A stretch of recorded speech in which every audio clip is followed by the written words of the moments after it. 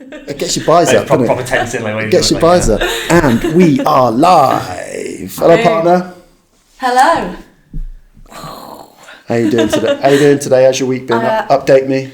It's been manic. Have you been banned from golf courses for using foul and abusive language? No. I did have a wee. No. Right, cut that out because I've had a dreadful week dealing with all that. I've had the police involved, I've had everything. So have I, but I've spoken to them and I'm allowed up there to do group with PT. your she-wee. As long as I don't do wees in the field, I'm okay. Right, cool. No, seriously, how's your week been? Yeah, really, really good. So my testimonies have all gone out for the last 8-week challenge. I did see them. They were incredible. I know. Yeah, the winners go live incredible. tonight, so I'm excited to do that. And I've got 77 new ladies starting tomorrow. That's great. Which has been a lot of work. I gave some thought. We're obviously going to shoot part 3 of weight loss sometime this week.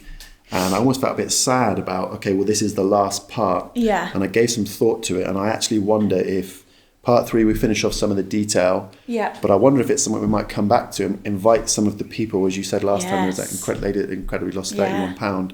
I wonder if, because it's such a big component of our business and what we do, and clearly there are so many people who've given us some really good feedback and it's helped already, I wonder if it might be better for us to continue sporadically with coming back to talking shop about weight loss. Definitely. I feel a bit sad to cut it off. Yeah, and there's so many other avenues we can talk about with it, isn't there? I think the most value might be actually to have a couple of the ladies and to almost get them to talk about their stories. Definitely. So I think it's one thing for me to say barriers of identity, etc., but I think if a lady could talk about it, who's actually been through the process. That would be so cool. That might be really... How's your training been anyway? Yeah, good, thank you, yeah. How's your sprints?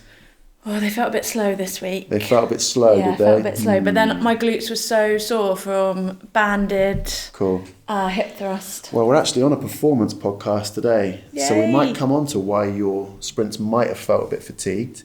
We might even come on to my sprints after Amy looks at me as if to say, you're going to start sprinting again? Like some sort of old man who should never ever sprint again. But I'll prove her wrong. Don't worry about that.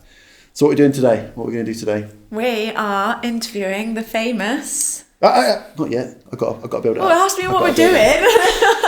Okay, what's our outcome today? Let's be clear about this. Remember, we're not doing a podcast because we like the sound of our own voice. I know you do. You definitely do. You do. We're doing a podcast because the mission of this business has always been to improve the quality of the members' lives for over 20 years.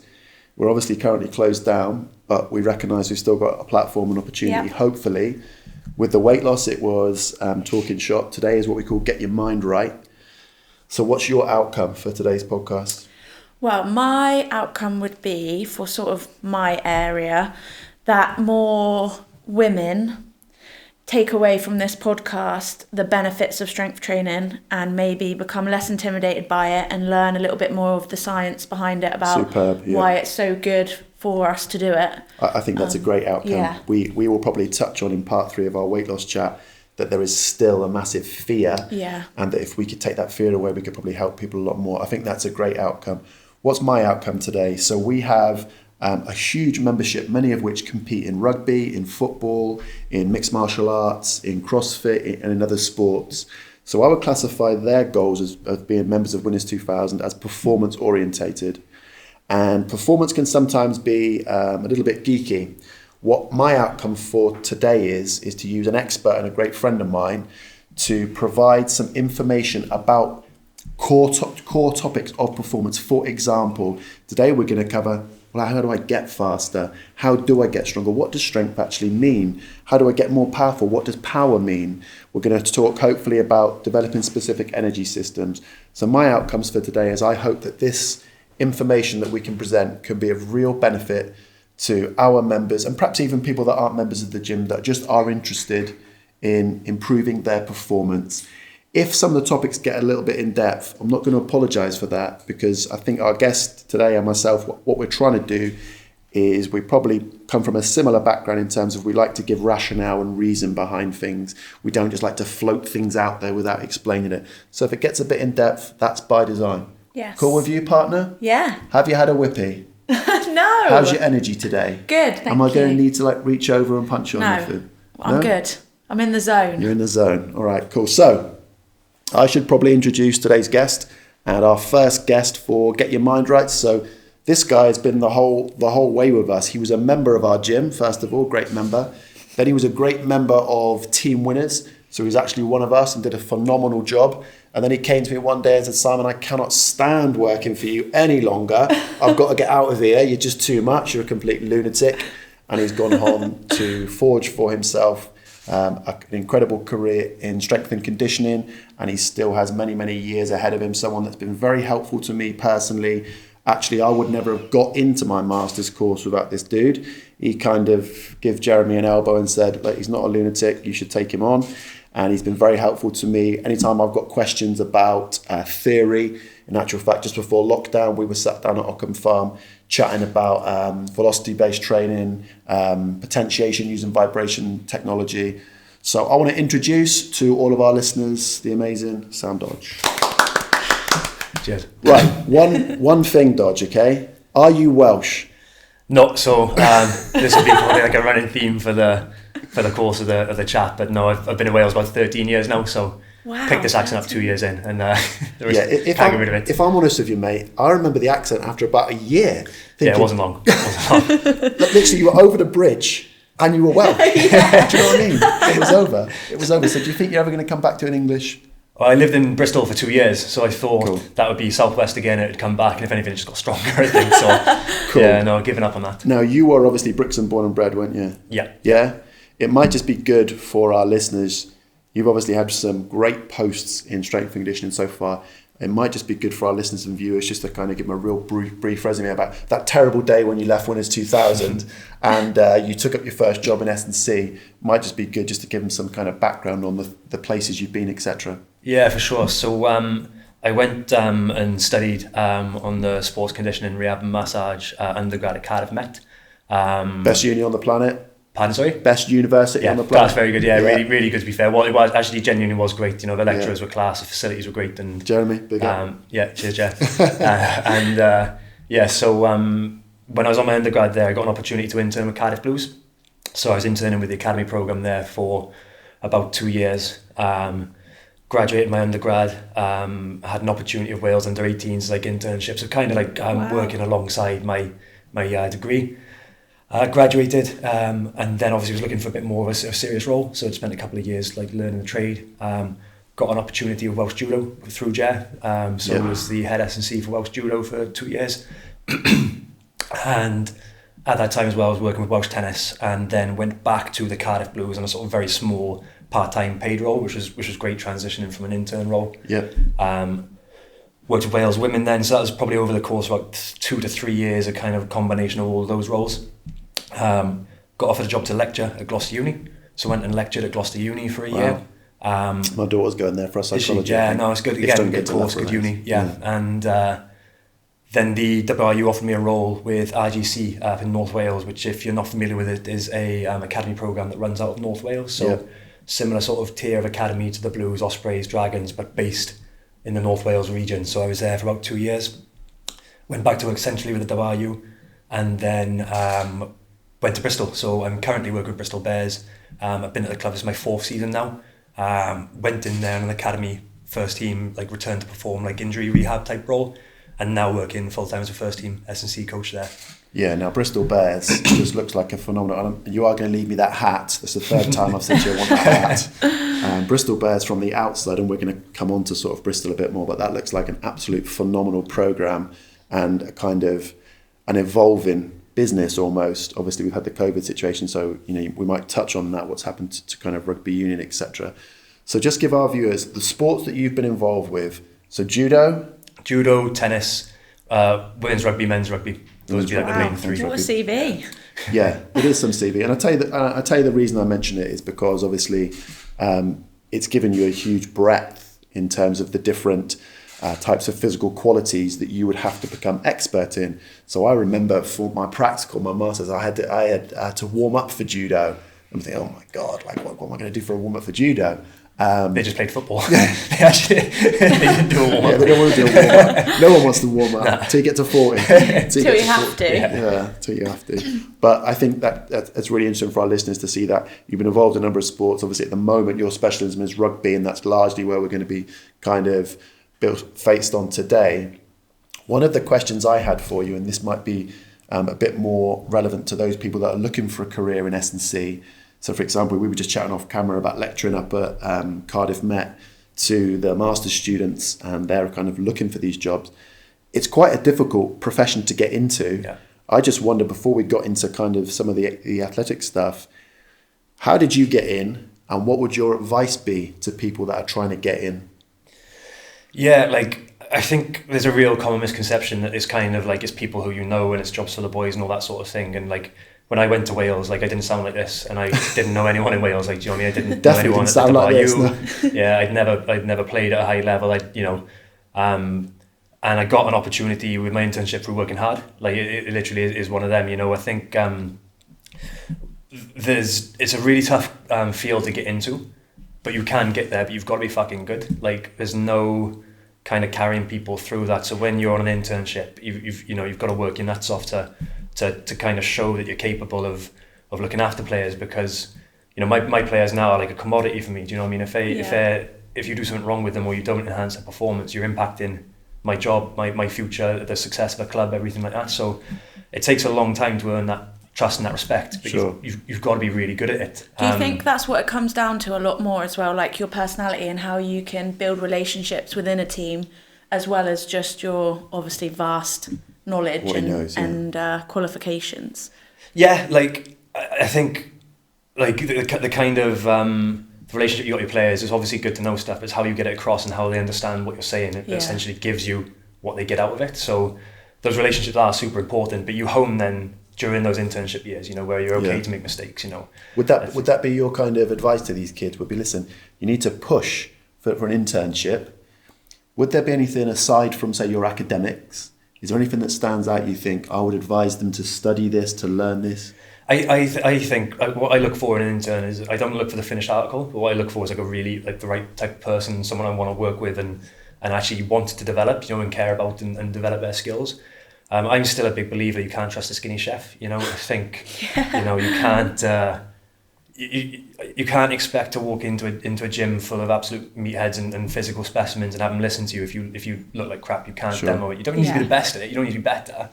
But I think you need to love training. Do you know what I mean? Like if you don't enjoy coming into the gym in the morning at 6 o'clock and setting up and bringing energy when the boys first come in, boys are going to see through you, or you're not going to be able to get them into that sort of environment. You've got to lead by example. Yeah, I mean, we've obviously spoken to a lot of the dudes up at Cardiff Met, and I think what you're saying is listen, they need to be in love with it. We talked in our first episode here about find a job you love and you'll never work again.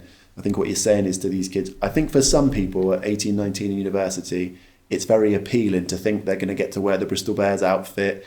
And sometimes with personal training, we talk about people that sex and sunbeds, they might get into it because they can get a free sunbed and chat with the nice looking members. I think what you're saying is that you'd advise people, they're going to have to graft, and the way to do that is to just find a way to get a good internship.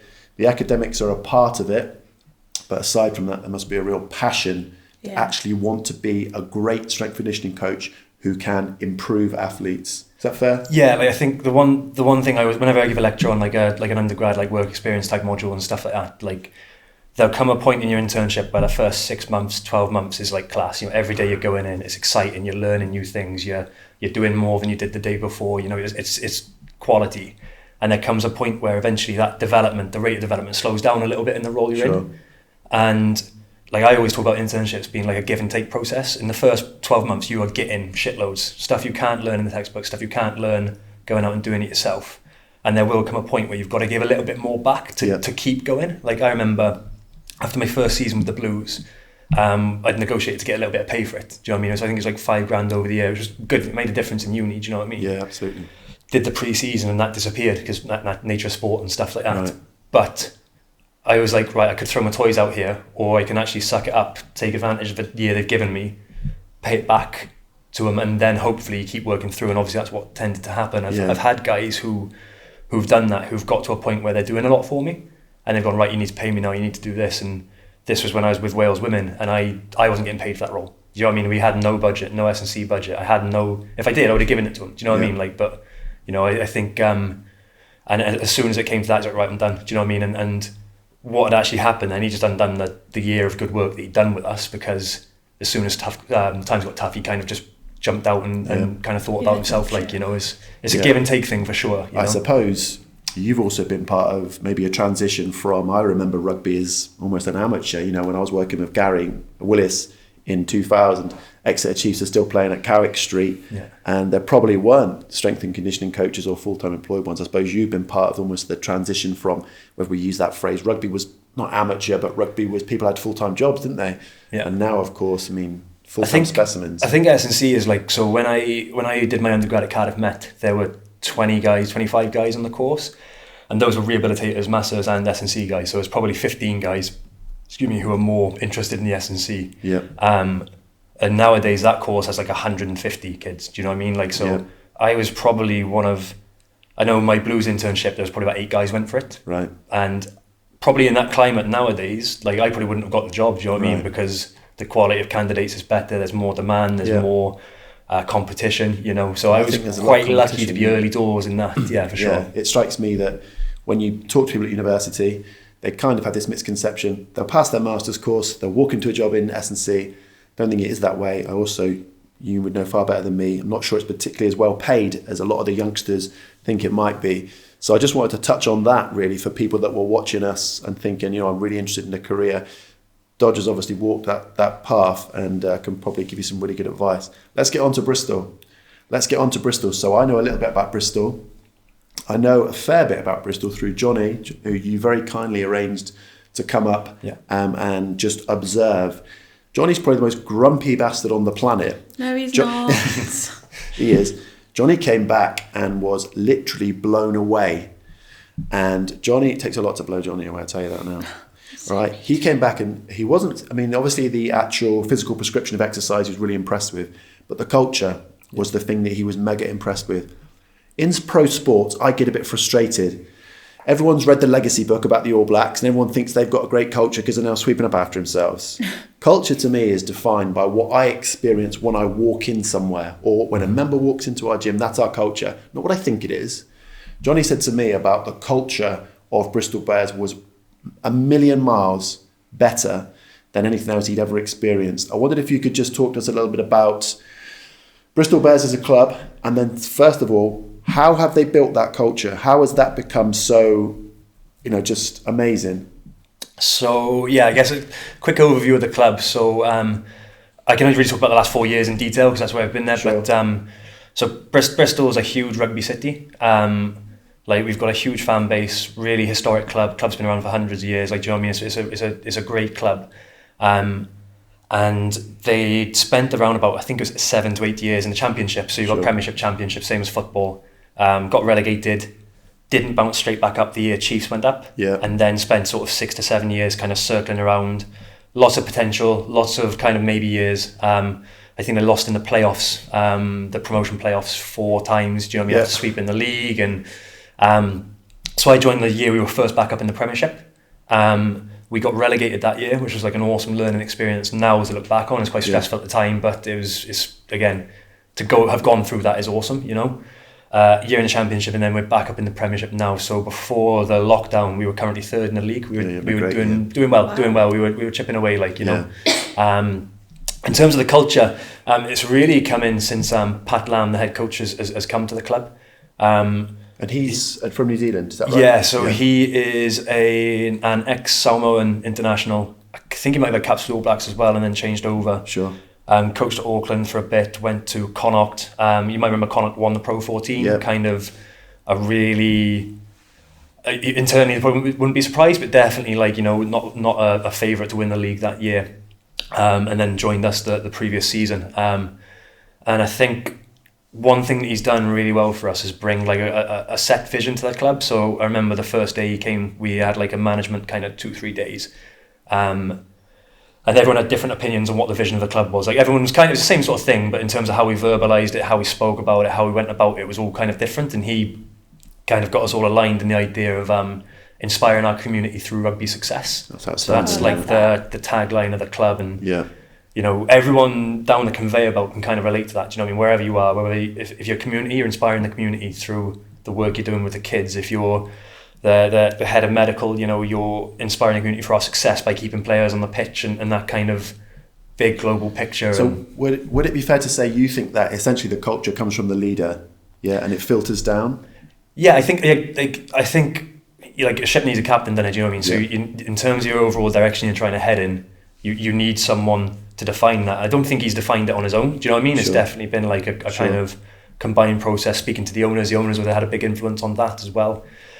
But what it has done is he's made sure everyone buys into that, and then, like you say, when you walk in the building, it's how you behave and your habits and how you act, you know. So in the Clive Woodward book, I can't remember the title of it, which he writes about when England won the World Cup in 2003. I think he talks about the Black Book, didn't he, that they gave to all the players, which were kind of rules. So I've certainly seen a number of sports teams who've had written rules. You will do this, you will do that. But in practice, it seems as if it's just words. It doesn't really happen. What do you think is it that is able to kind of, in your culture, hold people so accountable so that it stays that way? I think you've got to be able to. So we talk about, like, people say they want honesty but hate honest feedback. Do you know what I mean? So he's like, be honest with me, tell me. And like, you tell someone that your podcast was shit sound. Yeah, you know what I mean? And then people get, people want honesty when it's good and sometimes don't like it when it's, or are unwilling to take it if it's constructive. And I say constructive rather than being ripped, you know what I mean? Because it's about getting better, isn't it? You know? So we're quite big on player accountability. We like the boys to hold each other accountable. You know, we're really happy that, if I'm not pulling my weight, I know Kev Geary, our head of S&C, can tell me, and I'm not going to pout about it and throw the toys out, because I want us to get better and I want us to improve. So we've got like a players leadership group that helps. Sure. And quite often, sometimes guys can say our leaders are just ones who talk the most and say the right things and stuff like that. So I think it's what you actually do that makes a difference. Do you know what I mean? Like how you actually keep people accountable. That scenario that you just touched on there, I think is one that when I speak to, say, football managers, which is largely I speak to them and they say, exactly what you said, that everyone says, give me some honest feedback. And the moment you do it, it tends to go really bad. And say, a typical example of football would be, the manager tells the player, you're not really grafted in training. He looks at the floor, leaves the session and texts 3 of his friends and says, who's that prick think he is? Yeah. That seems to me to be what largely happens in cultures. And I'm always really interested when there is an incredible one from, if Johnny's impressed with Bristol Bears, and everybody must be impressed. I'm always really interested about the difference. Why does that player take the criticism and not text 3 people? Why does he look inside it? He's absolutely right. Versus, what is it that leads the 3 footballers to then go and text 15 people and moan about it? I think it's probably 2 things. I think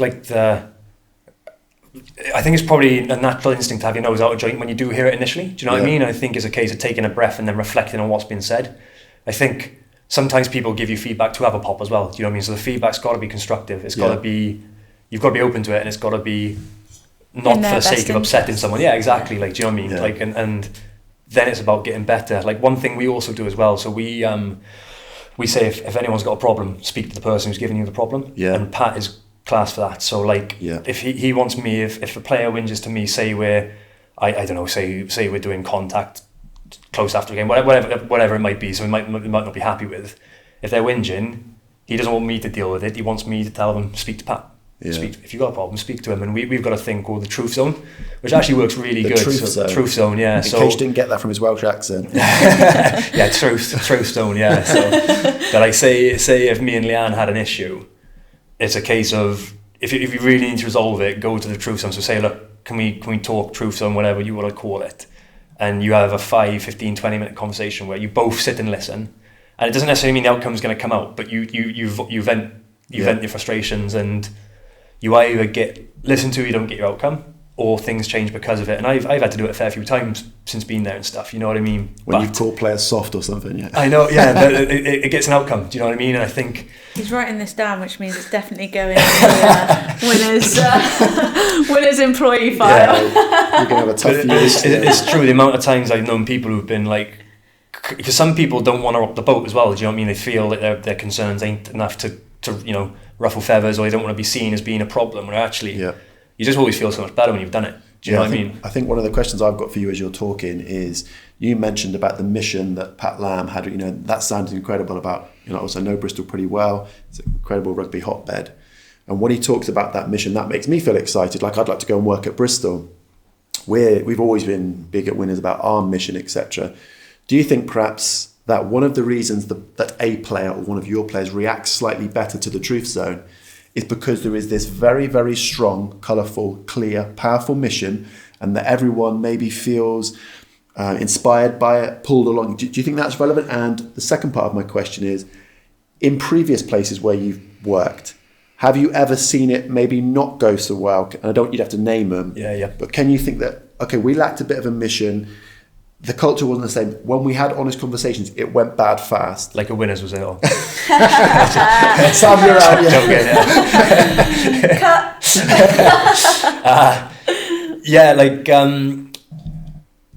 First question, what was the first one again with that? The first question would be, do you think that having that mega compelling, exciting vision... Yeah.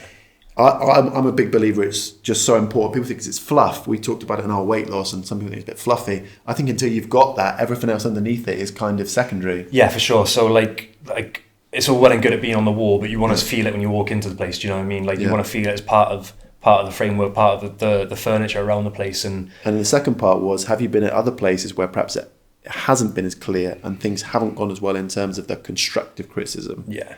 Like I think in terms of building that culture of being real, it does take time. Like we didn't walk out of that first 2-day meeting and go, right, it's a concept that builds and develops over time, and the more you see it and the more you evidence it, the more it becomes ingrained in what you do. Sure. So we've got guys now who've come to the club and it's all they know. Do you know what I mean? We've got guys who were at the club 3 or 4 years before me who've seen it, it's changed and transitioned. And I think if you're living the culture and you're embodying it, eventually it becomes ingrained, and new people that come in want to stay in. So then you get less turnover, and people want to come and play for Bristol now. Because we're doing well. Absolutely. We've got good facilities. They want to come and work with you. That's what it is. That's the only snag, I think. But they know if they turn up, they're going to have to buy in or piss off. Do you know what I mean? And that's quite important. Yeah, that's what I was going to say. What happens in the case of you obviously all have your joint mission, all the team are on board with it and living it and loving it. What happens then if you have someone that doesn't commit to the mission of the team? But they're still a really good player. Is that where you would try and... That's a great question. Get them to be on board So again, in terms of one thing's real fortunate for us is because Pat truly believes in the vision. He bases a lot of his recruitment on the right people as well. So we want the best players in the world. We've got some excellent marquee players, playing at Bristol. But he looks for a guy who's the right fit for the club as well, not just the most talented, because with our I guess our new facilities and how well we're playing and stuff like that, we could sign a number of players, but it's important they fit the team well. Yeah. It'd be like, say, you have an excellent PT who's a bit of a knobhead and rubs people up the wrong way and rubs up other members, and as talented as they are, as talented as they are, you don't want them as part of your team. Absolutely, do you? And I think you can develop them. So I think the first point call is try and get people on board, because mindsets and approaches to things are quite malleable. You can kind of change people's approaches to things, and that makes a big difference. But we're also lucky that all of it is contractual. Do you know what I mean? You sign for 1, 2 or 3 years. Yeah. If after 2 years you've really not bought in, you're gone, and you're someone else's problem, and you've missed an opportunity. You know. And I think if you've got this compelling energy around the place, people are more likely to buy in. It's infectious, what I mean. It is it's more tested when times are hard. It's very easy to be positive when you're winning, but it's. Can I just go back to talent with you as well? Because you use the word talent, and I think we just should cover that. So I speak to a lot of, when about recruitment templates, about, football managers. Not in football, to me, it seems managers are hypnotised by talent, and that's where often it goes wrong.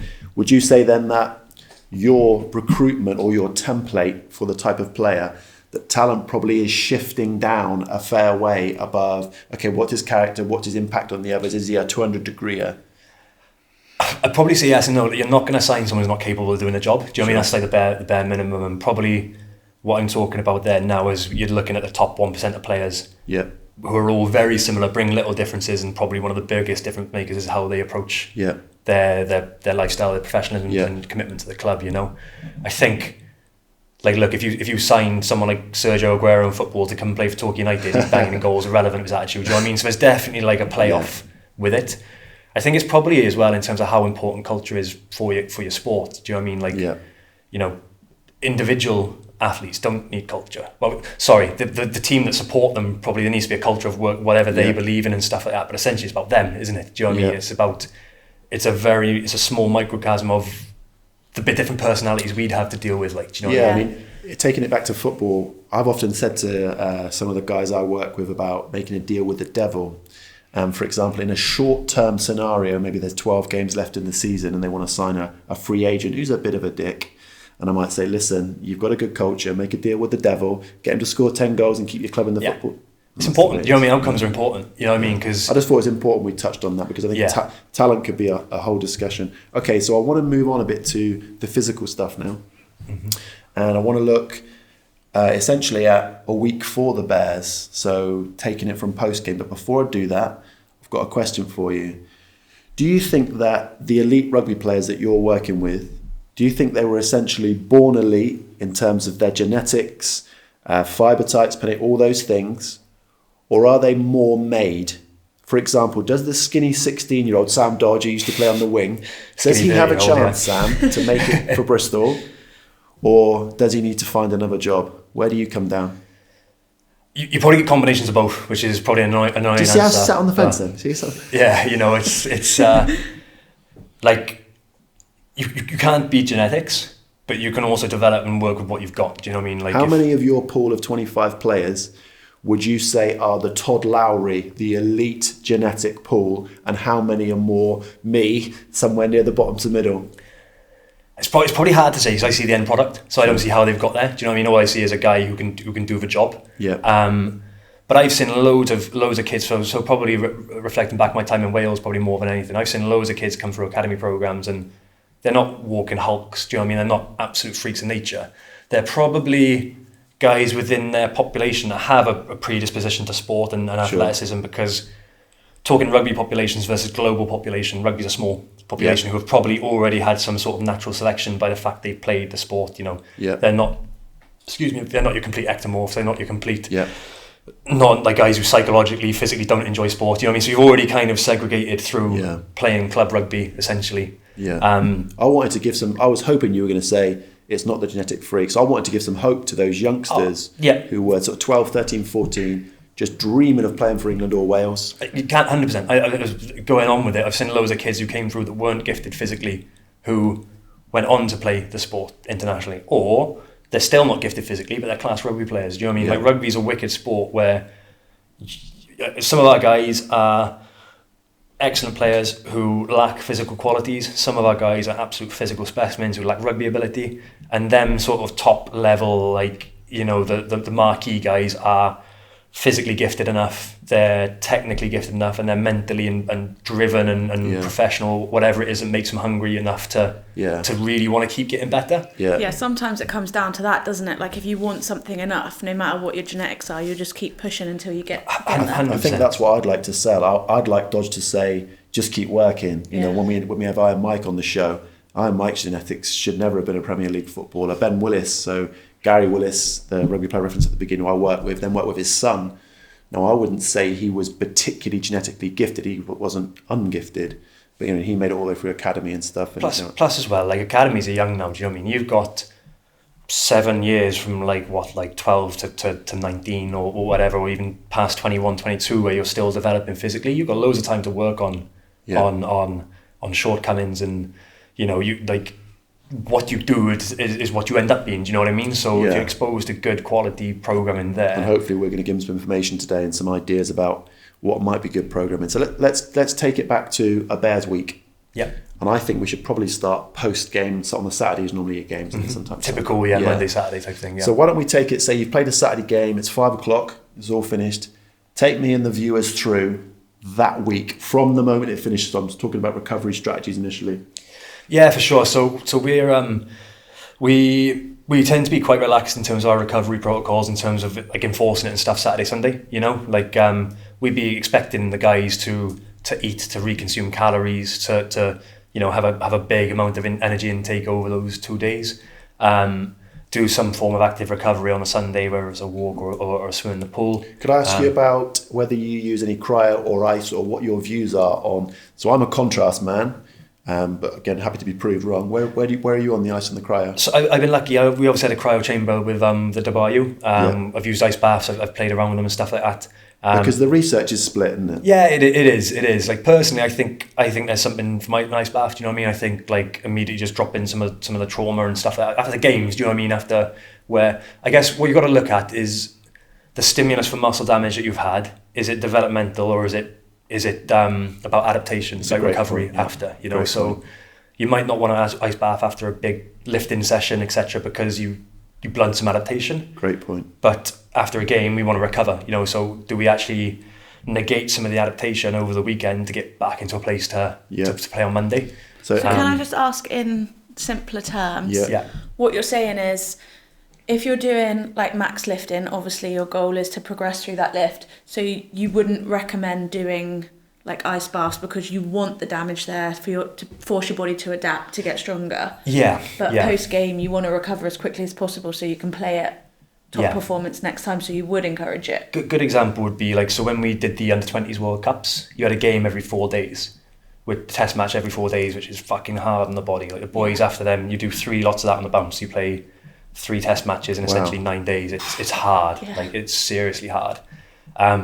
Everything there is about recovery. You've done all your adaptation work in the season, you know, you've kind of got to that point. So you just want to maximise recovery. And I was kind of like, just chuck everything at it. Do you know what I mean? Like chuck everything at it. Do ice, do pool, do mass, do fucking whatever you can. Back to the question of it as well, I think it depends a little bit on personal preference. Do you know what I mean? And not to pander. Like I used to get everyone in the ice baths with the 20s. Nowadays, we probably say, oh, look, if you fancy it, do. If it's not for you, don't. But the accountability side of it is you need to turn up on Monday ready to go. So if you're turning up and you're like, I'm sore, I'm stiff, and you've had 48 hours to recover, what have you done? Have you been on the piss, didn't sleep, didn't eat? Oh, why are you fucking doing it next time? Do you know what I mean? Whatever that might look like. That goes back to culture maybe a little bit. So generally they finish the game on the Saturday and it'll be some personal choice about their the recovery modalities. But generally sort of on the Sunday they'd be in and they'd be rolling and they'd be doing... No, off on the Sunday as well. Off on a Sunday as well. Like, is that because you want to lie because you've been out on the piss? Yeah, I'd be knackered as well. Like, Oh, they'd be in 7 days a week otherwise, do you know what I mean? Right. So like just a bit of a break from the environment's important, you know? We don't even put anything on, to be honest. Like we will give guys content if they want it or if they need direction, but it's their time, you know. So then Monday they'd be in. Monday we'd be in. And what would the schedule be? So Monday we'd be in. Injured boys would lift early. So obviously there's normally about 15-20% of your squad might be injured at a time. So I've got a question on that. Yeah. So those guys would come in and do some work beforehand. We'd have a team meeting at the start of the week where all staff and players are in like collectively. Pat had set like the theme for the week, the kind of reflect on the last one, what we're looking for the next one. It's like a nice point to kind of touch base with everyone. And like even one thing we do at the Bears, you've got to say hello to everyone the first time you see them. So like either like shake hands, fist bump, or like just connect with people when you come into the room. And so that's great because you see everyone, you chat. You just want to touch the rugby players, don't you? Sounds good. Bristol Bears. Yeah, so it's nice. It just gives a good start of the day. You know, you have breakfast. So then there'd be an extended rugby meeting. So staff would go, we'd set up for the day. Boys would come in and do gym, forwards and backs. Normally day one's like our main lift. So we do our main lower limb, our power, whatever we're working on in that type of block of training. And backs would come in. There's normally like units meetings either side of those. So if forwards lift, they go into meeting. Backs would go from meeting to gym. Break. And then rugby in the afternoon. Typically like a clarity type day, so not full on. Get the boys moving again. We might go through some speed efforts, so we do some sprinting on day one. Normally we do some accels. Kind of get the boys switched back on. So Monday's a pretty full on day for them. Yeah, probably finish about 3-4 o'clock. Guys who didn't play might get some extra conditioning, top up off feet or different bits and pieces as well. And it's typically around getting clarity for what we're doing for the week, you know, what the game plan is, what we're going to do on the weekend. In terms of grading the intensities of the days, are you generally highest intensity Mondays? Monday's probably one of the lighter days. It's light and long, but it's not too tough. The lift is probably the heaviest one because it's furthest away from the weekend. So you know, it's a case of making sure any developmental work we want washed out of them by the end of the weekend. You know. Okay, so Tuesday. Take me through Tuesday. So in Injured Boys lift again. So Tuesday we do rugby first. We kind of like the idea that you come in, like Tuesday's our big session, we do our contacts, we do our units, it's slower running, it's harder running, we have collisions, we have, it's our kind of simulation type day, if you want, like, it's our developmental day rugby wise. So we want them to get that done first, because we want them to come in and be like excited for it and ready to go. Lunch, and then we do upper body in the evening, so we're quite comfortable. Chest and buys, yeah, whatever it is, like, yeah. But we're quite happy that, we might lose a little bit of quality on some of the pushing strength, but what's more important, the rugby's more important than the upper 100%. Body strength. We get our good lifts in the day before, so we do lose isn't the end of the world. No, you're talking about prioritising, aren't you? Yeah, you're talking about, is it more important for them to be the strongest on the bench, or is it more important for them to take in information from the coach about technical skills? I mean, we might 100%. Come on to that when we talk about sort of some of the physical qualities. So there's Tuesday. Yeah. Wednesday's off, but the boys come in. Right. So I know some clubs guys don't come in at all. The way the coaches like to coach is a real detail-based game, so very specific roles, like a lot of freedom on the pitch, but you need to be in the right place at the right time in the right system. And if guys aren't, that's the issue. So if you're in the right place and the play goes wrong, not the proper, it's the execution, but if you're not in the right place, so that's the kind of way they look at it. Yep. So Wednesday's a big learning day. Guys will come in. We'll sometimes put on some recovery stuff for them, but again, it's kind of in for meetings, go and do their own bits. Yeah. So Thursday then becomes like our kind of, I'd look at it as more like a transfer type day. So we've done the learning on Monday, we've done the install of all the content and the collisions on the Tuesday to keep us ready for the game. We should be pretty fresh come Thursday, and then it's about like execution and sharpening. So what we've taken from the week, can we do it really well? And then also last chance for tidying up areas where there might not be clarity and stuff like that. Because once you've gone through Thursday, that's it. It's like the kids rolling down the hill on the bike. There's nothing you can do to stop them. Can I ask you a little bit about going back to the injuries? Mm-hmm. So obviously having played American football and having friends who work, say, in the NFL, and typically they'll say to me, the S&C coaches I know in the NFL will say, listen, in season, we're just recovering because they're so damaged. They're injured from training camp all the way through. They're playing on painkillers. Is it similar in professional rugby? When you get these guys turn up on a Monday morning, how injured are they? I mean, we watch it on TV and we see the collisions and we think these guys are superhuman. How injured are they? How much can they come in and say, Dodge, I ain't cleaning today? Yeah, 100%. Like that comes down to kind of knowing the boys and having an honest conversation and knowing. Are their limbs falling off on Monday mornings? Some boys are fucked. Like, to be fair, like, without putting it, putting it bluntly, like, back to them World Cup examples, I think that's just the most attritional sort of rugby I've seen. I've seen boys get off the bus the next day and they can't walk. Yeah. That's day after. We don't normally see that as well. So normally I don't see them Sunday. I see them Monday. Do you know what I mean? So I don't see the real dinged up, like kind of, neck stiff, can't turn type Do you think they must become immune to it? Because there is a theory about, so in the NFL they talk about when you first go back into contact, it takes a while and then you're kind of okay. Is that what you experience in rugby? Yeah, for sure. Like, more often than not, they turn up all right. Do you know what I mean? And we're quite big believers. I'm certainly a big believer in just fucking crack on. Do you know what I mean? And like, I've never guessed that, Dodge. Yeah. Do you know, with respect to obviously if it's not the right thing to do, don't crack on for the sake of it. But you routine and kind of habit becomes quite normal. Like, we squat really heavy on the Monday. Like I've had guys who've been pros for 10 years develop power qualities, develop strength qualities in season. I think it's probably a little bit of a cop-out sometimes just to go, we just need to get them better. Do you know what I mean? I think if you're sensible with how you structure your week and the content you give them, you can develop guys. That's a really interesting concept.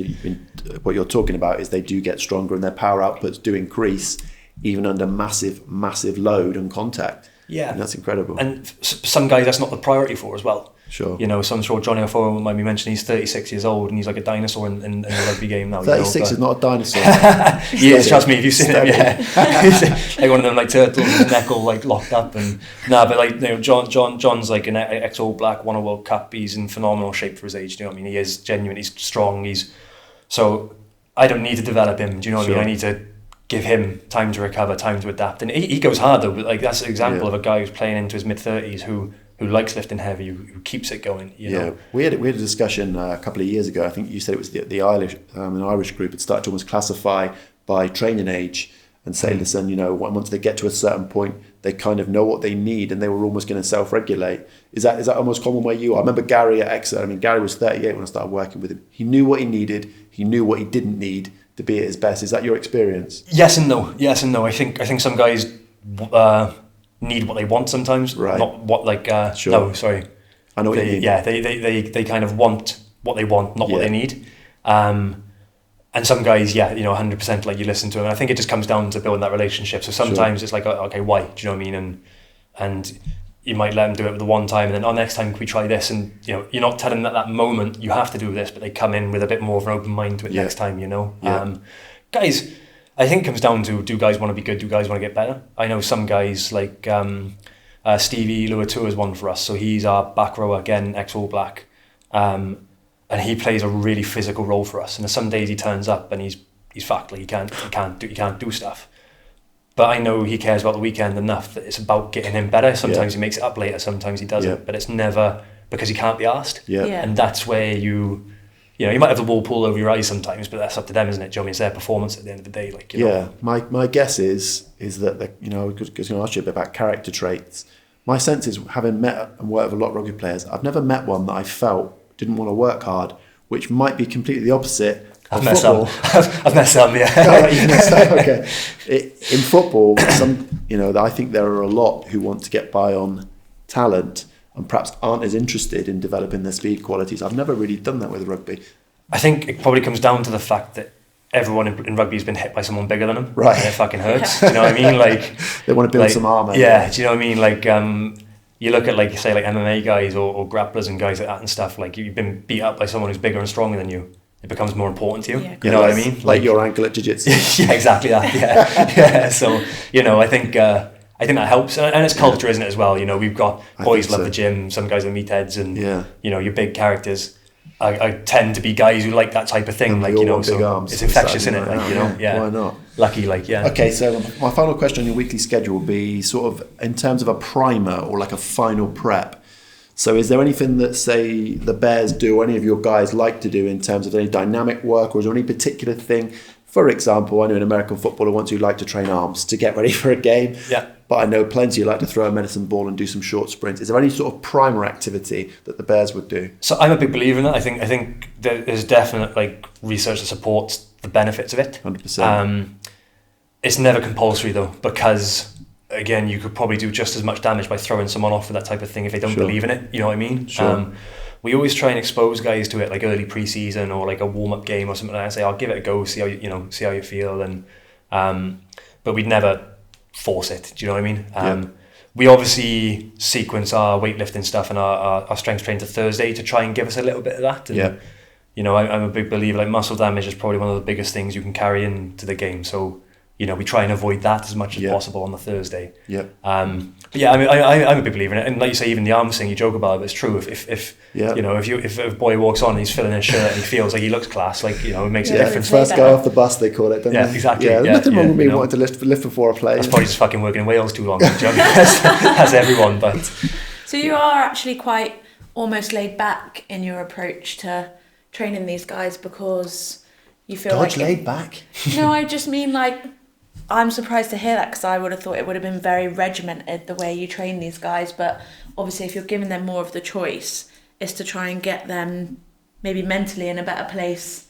Yeah, I think if you probably look at it, we're probably very regimented with the important stuff, the big hitters, your power work, your big lifts, your main, how much running you're doing, what type of fitness you're doing, and then it's almost like the icing on the cake, do you know what I mean, in terms of, is it going to make a huge difference? Probably not, you could stress about it, but then they could go away, and if I tell a boy you can't do arms, you could go do them at David Lloyd for that evening. Do you know what I mean? Yeah. So it's like... He's got some dumbbells in his room. Yeah. And I've got way less pressures over time where I've kind of been things might make a difference or really impact things, and actually they don't. Do you know what I mean?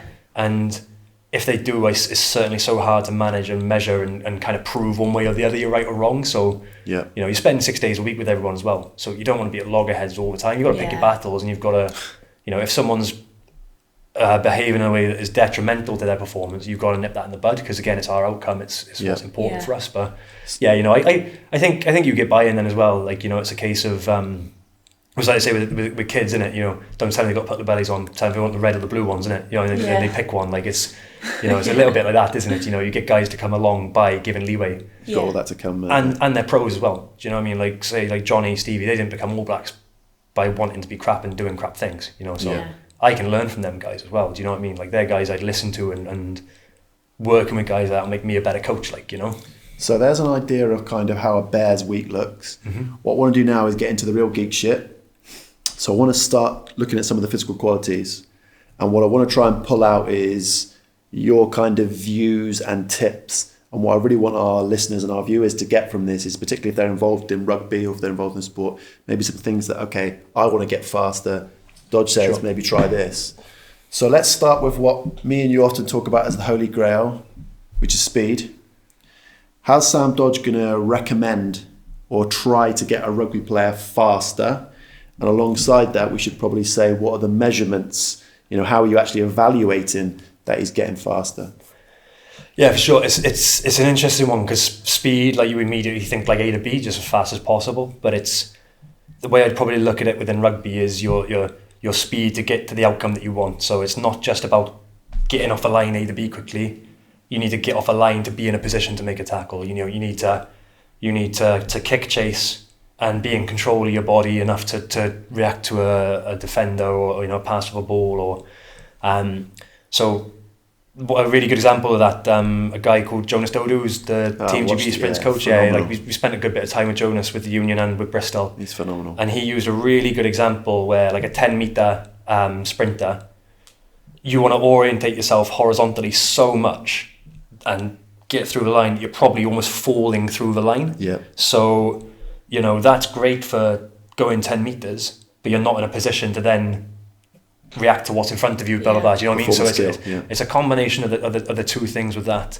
But that being said, we do develop acceleration qualities. We do develop max velocity running qualities within the guys because, like, again, we chatted about before, but guys need to be able to move fast and be exposed to good running to get faster. Yeah. You know, it's probably one of the most transferable qualities we can get. So you can do jumps, you can do bounds, you can do plyos, but the forces involved and the body management that comes from sprinting is way more transferable to sprinting than them, obviously, because you're sprinting, you know. So can I ask you about, I want to ask you two things really. I want to ask you about where you see the biggest return, the biggest bang for your buck, and then I want to ask you a little bit about what you actually do. So for example, sometimes when we talk about making somebody quicker, we might say, well, they need more force. We might need to decrease their ground contact times, mass specific forces, so their body weight, they're carrying too much fat, etc. Technical mastery, or just specificity in terms of what we talked about, making it the most important thing in the week. Where do you come down in terms of generally when you get, I know it's a generalization, where do you think the biggest gains are made kind of in making somebody quick? And it might be something completely different to the ones I listed. Yeah, so it's probably, again, like how we look at it at Bristol, we'd probably give like a good frame of reference for it. So essentially your ability to cover distance is like a combination of your stride frequency and your stride length. Yep. And the direction that you put yourself in and how you go about that. And again, it's probably heavily influenced by Jonas again, but he talks a lot about, with his sprinters, about the idea of being like good switches. So your front leg being like pre-tensed, active, like ready to strike and whack the ground behind you. And then as that happens, the back leg, the stance leg, punching forward and being tensed and being stiff. And they look at something called like a drive index. So it's like your ground contact times like in relation to your flight time. And the longer you're on the floor and the less you're in the air during pure acceleration, the more you're likely going to be orientating yourself forward to go. And then naturally you rise and it becomes more about upright running, vertical stiffness. Same thing, you want pre-tension, you want switching, you want that cyclic motion. But so would you say that's a technical mastery thing? 100%. So if you think about it, that's coordination. Yep. That's like big neural stimulus, big stiffness stimulus, and finding them positions. Now, back to your question about the qualities that make the difference. So I was thinking about this after we chatted about that in terms of, say if I see someone accelerating for 10 meters, I can look at that and try and work out where, and this is something I'm kind of playing around with now, so it's quite fresh in my head, I'm not sure exactly, but it makes sense to me, is if they have a poor drive index, you first kind of go to stiffness, timing, like technical work to, first of all, can you run efficiently? Then if you've got a good drive index but you're not orientating yourself forward, you're not going, you've got the movement pattern, but you might not have the actual force producing capacities. You might, and that could be a number of different things. It could be stiffness, it could be extensor strength, it could be force, whatever that might look like for the different guys. Another thing we spoke about was, knee dropping, so contact your knee drops. That could be stiffness and plyo work in the knees and calves. So I guess essentially in layman's, probably what I'm looking at is how efficient is their movement, and then how effective is it, and then what part of the puzzle's gone from that, and then that's probably what you work on with the guys, Yeah, I want to make sure that for the guy who's playing number 14 for Brixham, we give him some usable information. So I think what you're saying is that there is some benefit to some technical mastery, even if you're not a track sprinter, just to being a bit better. I think you're also saying there's some benefit for improving your stiffness, and Sam's going to tell them how they're going to improve their stiffness. Yeah. One of the questions that we might get from, say, the Brixham and the Payton and the Torquay and the Newton Abbott and the Timbermouth rugby player would be, how much does strength impact my speed? And I know we've spoken about this and we've got views on it. If they're lacking force into the ground, are they going to see a significant return in their speed from getting a bit stronger?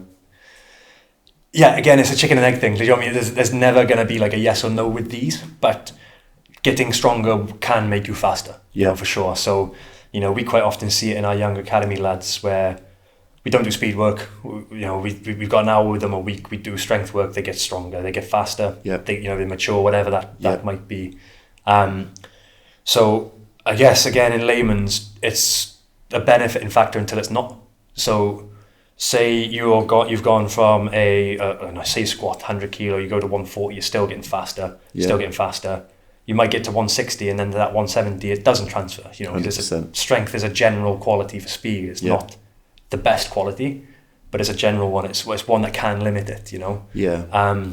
I think what you're saying is if the force is a limiting factor, improve the force. Yeah. But it's not the only factor that's going to make someone quicker. 100%. And then there's going to be the law of diminishing returns, where he uses so many resources to squat 180, he doesn't have the resources to run. 100%, and it comes down to, like, we'll probably chat about it a little bit later on, but how we identify our work-ons for our players, because I can get anyone stronger in time, but eventually that doesn't make a difference. Do you know what I mean? And I can get anyone more powerful. Eventually, it's probably not a limiting factor. It's back to the thing with the speed as well. It's your speed into the position. So, like, acceleration ability and max running ability is a low level quality for me. It's an important one, but it's low in terms of transfer.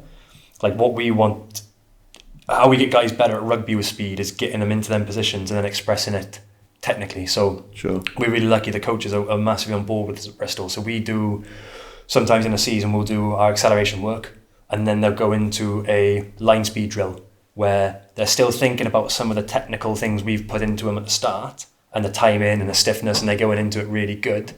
But then there's an actual rugby outcome at the end of it. So it might be off a line, first 4 steps, coach might point one direction, something like cause them to cut, re-accelerate, and we're looking at the bare basic, how well are they accelerating, but then the coach is looking, right, where are his eyes, where's he looking, how quick is he into finding them positions. That makes sense. Going back to that stiffness then, what would your prescription be in terms of actual exercises for the Brixham number 14 who needs more joint stiffness, because that's going to impact his speed? What should he do?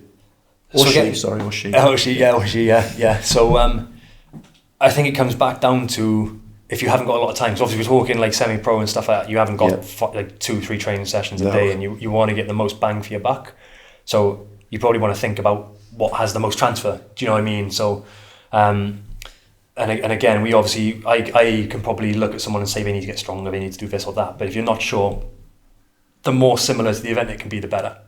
So if you need to get faster, you can still do strength work to complement it, do you know what I mean? And that, but you need to accelerate. If you're lacking stiffness, sprinting, bounding, skipping, like low level plyometrics, running drills, things like that, they're going to be more transferable in terms of stiffness than anything else, So even just like A skips, B skips, dribbles, if you have a look on YouTube for some of Jonas's stuff on dribbles, and they're a lovely, easy drill to just develop stiffness for max velocity running.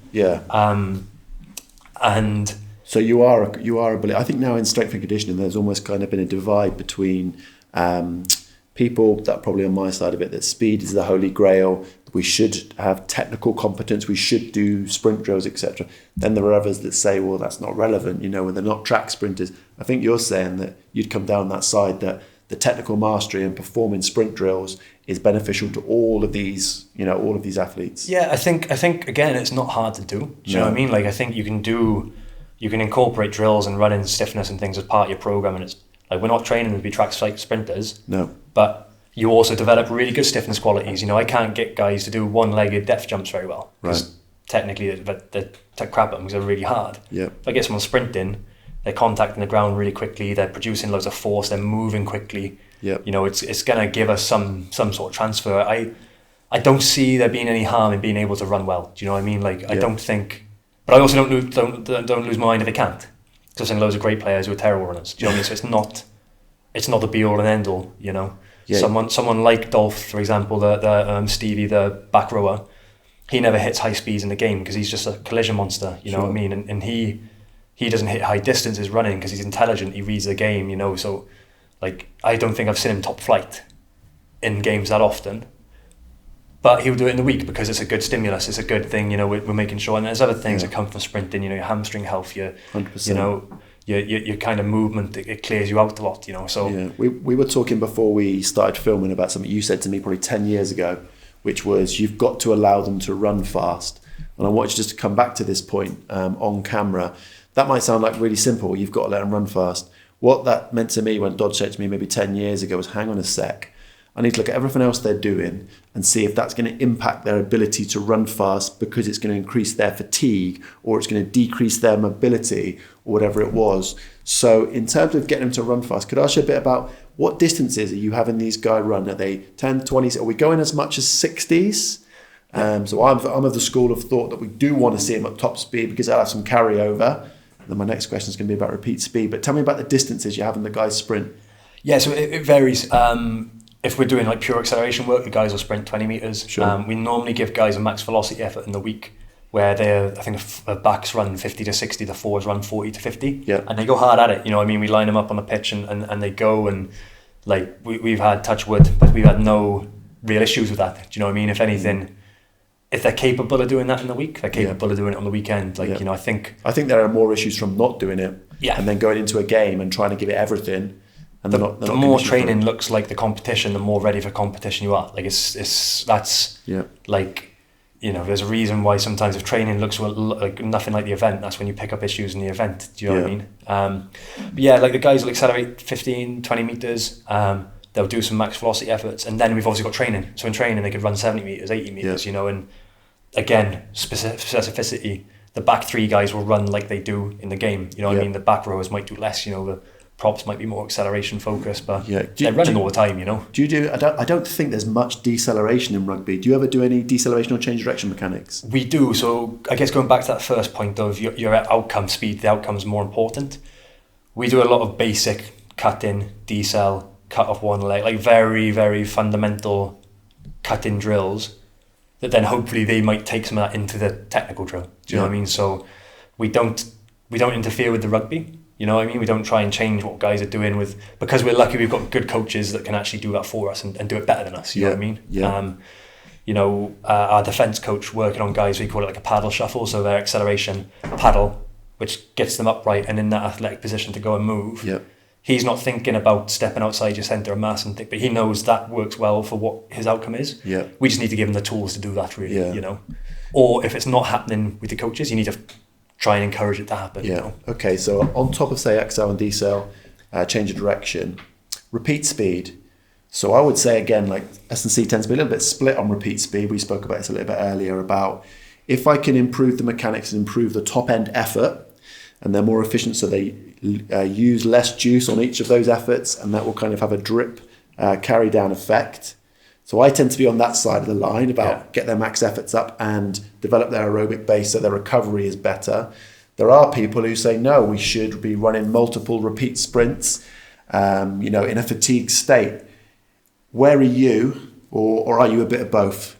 He's going to say a bit of both. He's on the fence. No, I think like the repeat speed side of thing. I think like if you want to get better at running repeatedly and build your tolerance to lactate and that sort of stuff, repeat shuttles, that type of work does work. But it's hard. You know what I mean? Not in terms of we don't want the boys to work hard, but it takes a lot out of the body. You need to recover. The neuromuscular demands are higher because obviously you're working at that really high threshold. So what I wouldn't want to do, back to my thing at the start about the more transfer, the better. I wouldn't want to take away from their on-field qualities, their transferable qualities, because I'm knacking them out doing lactate work. Like, makes do you know sense, what I mean? There might be periods in pre-season where it's there's a specific developmental need for a player. You can kind of go there, but I personally think the more like the sport your anaerobic work looks, the better it is. So I'll use wrestling as an example, for instance. Like, you see loads of people doing like fucking circuits where they're sprawling, hitting tires, flipping bags and stuff like that, and it's probably similar. But go and wrestle for 5 minutes 5 times. That's more similar. Do you know what I mean? And it feels more like it. You know what I mean? Your grips you're hitting are more specific. You know, the muscles that are working are way more specific. So back to I think the economical running is really important. So that's why I like technical running, because if you can be more efficient, you're gonna need less energy to recover. Do you know what I mean? So I remember I used to get examples of it. Like, you'd be on a kick chase as a winger, and a coach, but you don't look like you're fucking running, and obviously you're gunning it. Do you know what I mean? But would you rather see someone like all effort and arms everywhere and stuff like that being less effective, or someone who just looks comfortable and you know? I think outcome versus what you see is important there. And I think then, like we mentioned it there, that big aerobic base is really important. So back to that wrestling example, you know what I mean? If you want to be able to go hard round after round after round and get really specific energy system work through your training, you got to be fit generally. And then you've got to do it the next day. So you've got to be fit to, you know, it's very rare you see top athletes who ain't fit. You know what I mean? It's really rare. Like, you don't see like really good players. Like, look at Ronaldo or someone like that. Like, you know what I mean? It's you get good players to a certain level, but the best are always pretty good. Like, you know. So you made a point a few minutes ago about injuries from sprinting, and I think having, say, worked with a lot of athletes, there was almost a fear, I think, of max effort or top level sprinting, particularly among footballers. I think a lot of footballers actually reach a point later in their career where they subconsciously never open up. I've met loads who were like that, who suffered with hamstring problems, and I think they were never as quick and they would almost hold themselves back. Why do you think that people get injured sprinting? So again, I thought, is it muscle weakness? Is it immobility, shape, positions and movement? Is it faulty mechanics?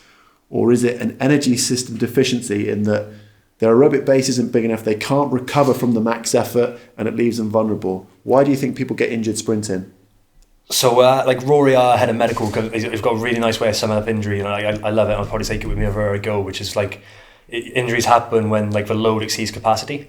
So essentially you've got to do more than your muscles or structures are capable of doing, and something gives. So back to that sprinting example, you know, people not going there. If you go there regularly, and we don't just sprint day one, do you know what I mean? We don't just go, right, here we are, fucking 60 metre efforts, you know what I mean? We build it and we do it sensibly, and we look at, you know, and there's days when we don't with guys because they're showing signs of niggles or issues and stuff. But if you get there and you build that capacity the right way, you've got the capacity. Do you know what I mean? You've got that ability to tolerate it. And I know Ryan Chambers, or you look at one of the sports scientists at WRU, he used to think of it as like, you know, the ultra marathon guys. Like, you didn't start doing like consecutive ultra marathons the first time you went out, but you build tolerance to it. You know what I mean? You adapt, and it becomes normal. I think fatigue is definitely one that influences it. You know what I mean? Because that will help you speed up the rate at which you exceed your capacity of your muscles. So, like, I'm a big believer in like muscle damage being the main mechanism of fatigue you want to recover from. My MPhil looked heavily at responses, like jump and performance responses to muscle damage, and you know, there's a real clear time course where you know you're fatigued, where you know you've got to give a little back in before you can go again. Do you know what I mean? And I think that's something that people probably ignore a little bit sometimes. It's black and white. Do you know what I mean? You see it. Yeah, my experience has been with the aging athlete, and by aging I mean maybe past 25. That immobility might become a factor in that they can't achieve the same shapes, positions and movements. So maybe their running form starts to change because maybe they're a bit anterior tilt, so they can't activate the glutes as much. So I think maybe with the older athlete, you said 36 was old, 45 is not old. So I think maybe with a sprinter of my age, maybe one of my foundational qualities has to be my mobility, and I might have to work that more. Do you think that's relevant in rugby, the oldest? Yeah, for sure. I mean, like, the lower back thing's really interesting because one of our biggest indicators for injury at Bristol is like lower back discomfort or tightness or pain first.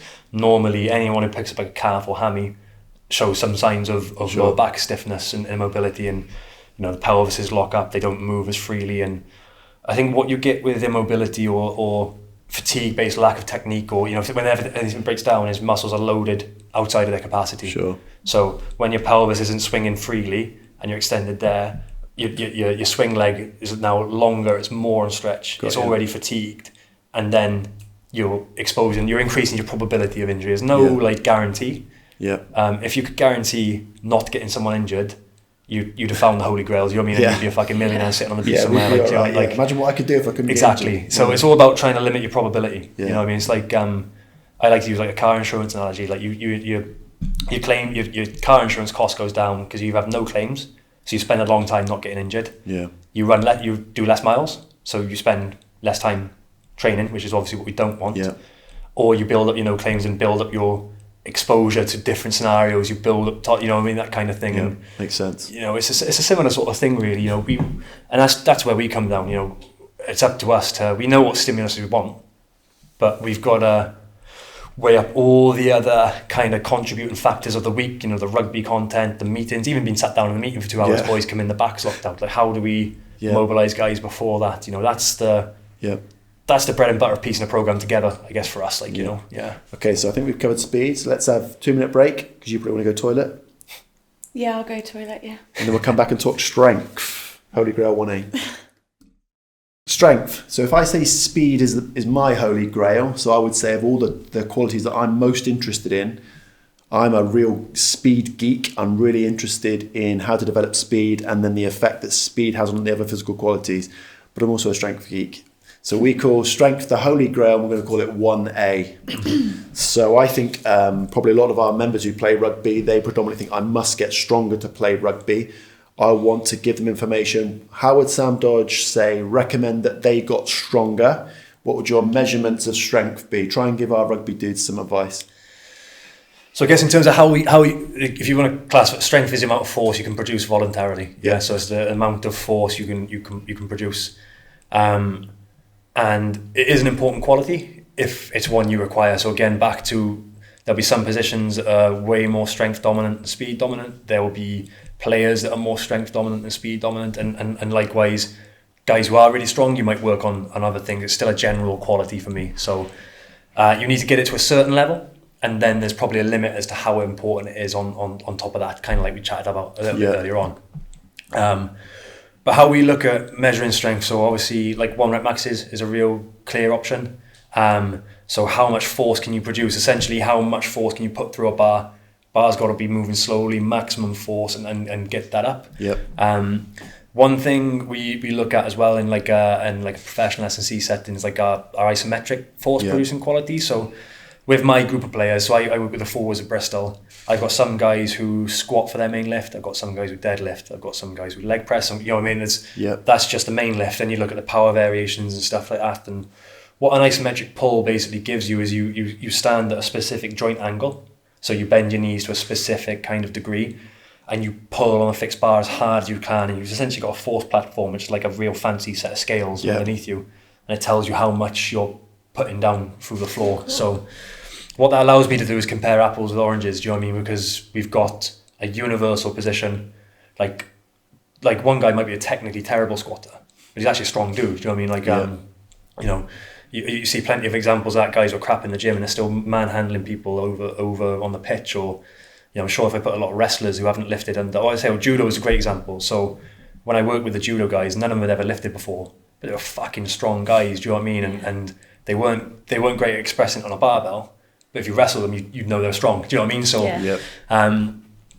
that's kind of how we'd look at it. So, I mean, in terms of general gym member stuff, the biggest kind of deadlift you can do, the biggest push, the biggest, it's we know how to measure strength on you. You look at someone in the gym and if they're lifting more than you, are stronger than you. Like it's kind of. I think you come from the pretty black and white school when it comes to strength training. So I don't think you're particularly fancy with your strength training kind of regimens. How am I telling a rugby player here from Brixham to kind of get stronger during the season? What sort of sets, reps, exercises, etc. is you do on a weekly basis? Yeah, for sure. So what we want to look for with it essentially is your fast twitch fibers, your strong fibers, okay, your white fibers. So your body's made up of different muscle fibers. You've got slow twitch, you've got fast twitch, and you've got some that sit in the middle. The big fast fibers take a big stimulus to wake up and switch on. So, sub-maximal lifting doesn't develop the big, powerful, explosive fibers that we associate with strength. So you have to give them a big stimulus, essentially, is what I'm getting out of that. So you have to expose them to a lot of stress and a big demand, a big impulse. Now, in terms of getting stronger, you've got to look at what gets you stronger. So coordination is normally one of the first things. So say you get a completely new member in, you all would have seen it, you get them bench pressing or dumbbell pressing, it's this and it's everywhere and it's light and 4 weeks later they're banging out reps. But that's not because of fiber development, it's just coordination. It's just your brain timing the muscles to move correctly in synergy with each other. As we go on, then we get muscle fiber development, we get tendon development, we get other qualities that enhance our strength. So we need to make sure that we give those muscle groups a big stimulus. Now we want to try and make sure that essentially we're trying to produce as much force as possible to get that stimulus through big ranges, and it's got to be pretty slow. Like what can happen, because say you jump and bound, I'm probably going in circles, so I might have to clarify a little bit in a bit, but say if you just do power work, you jump, you bound, we know it doesn't really make you bigger and stronger, but it utilizes a lot of powerful fibers. We need to fatigue them, to overload them, to then get some adaptation. Does that make sense? Yeah. So big movements, low reps, high demand, so high stimulus of development, enough rest and recovery between sets to allow you to keep that stimulus high. Yeah. Because what happens if you tire yourself out too much, you can't recruit the big fibers. They fatigue so quickly. Yep.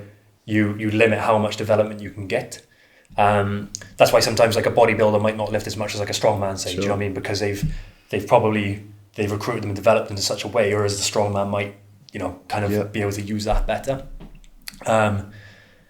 And it's progressive overload. So I'm a big believer. I just like prescribing sets and reps based on percentages.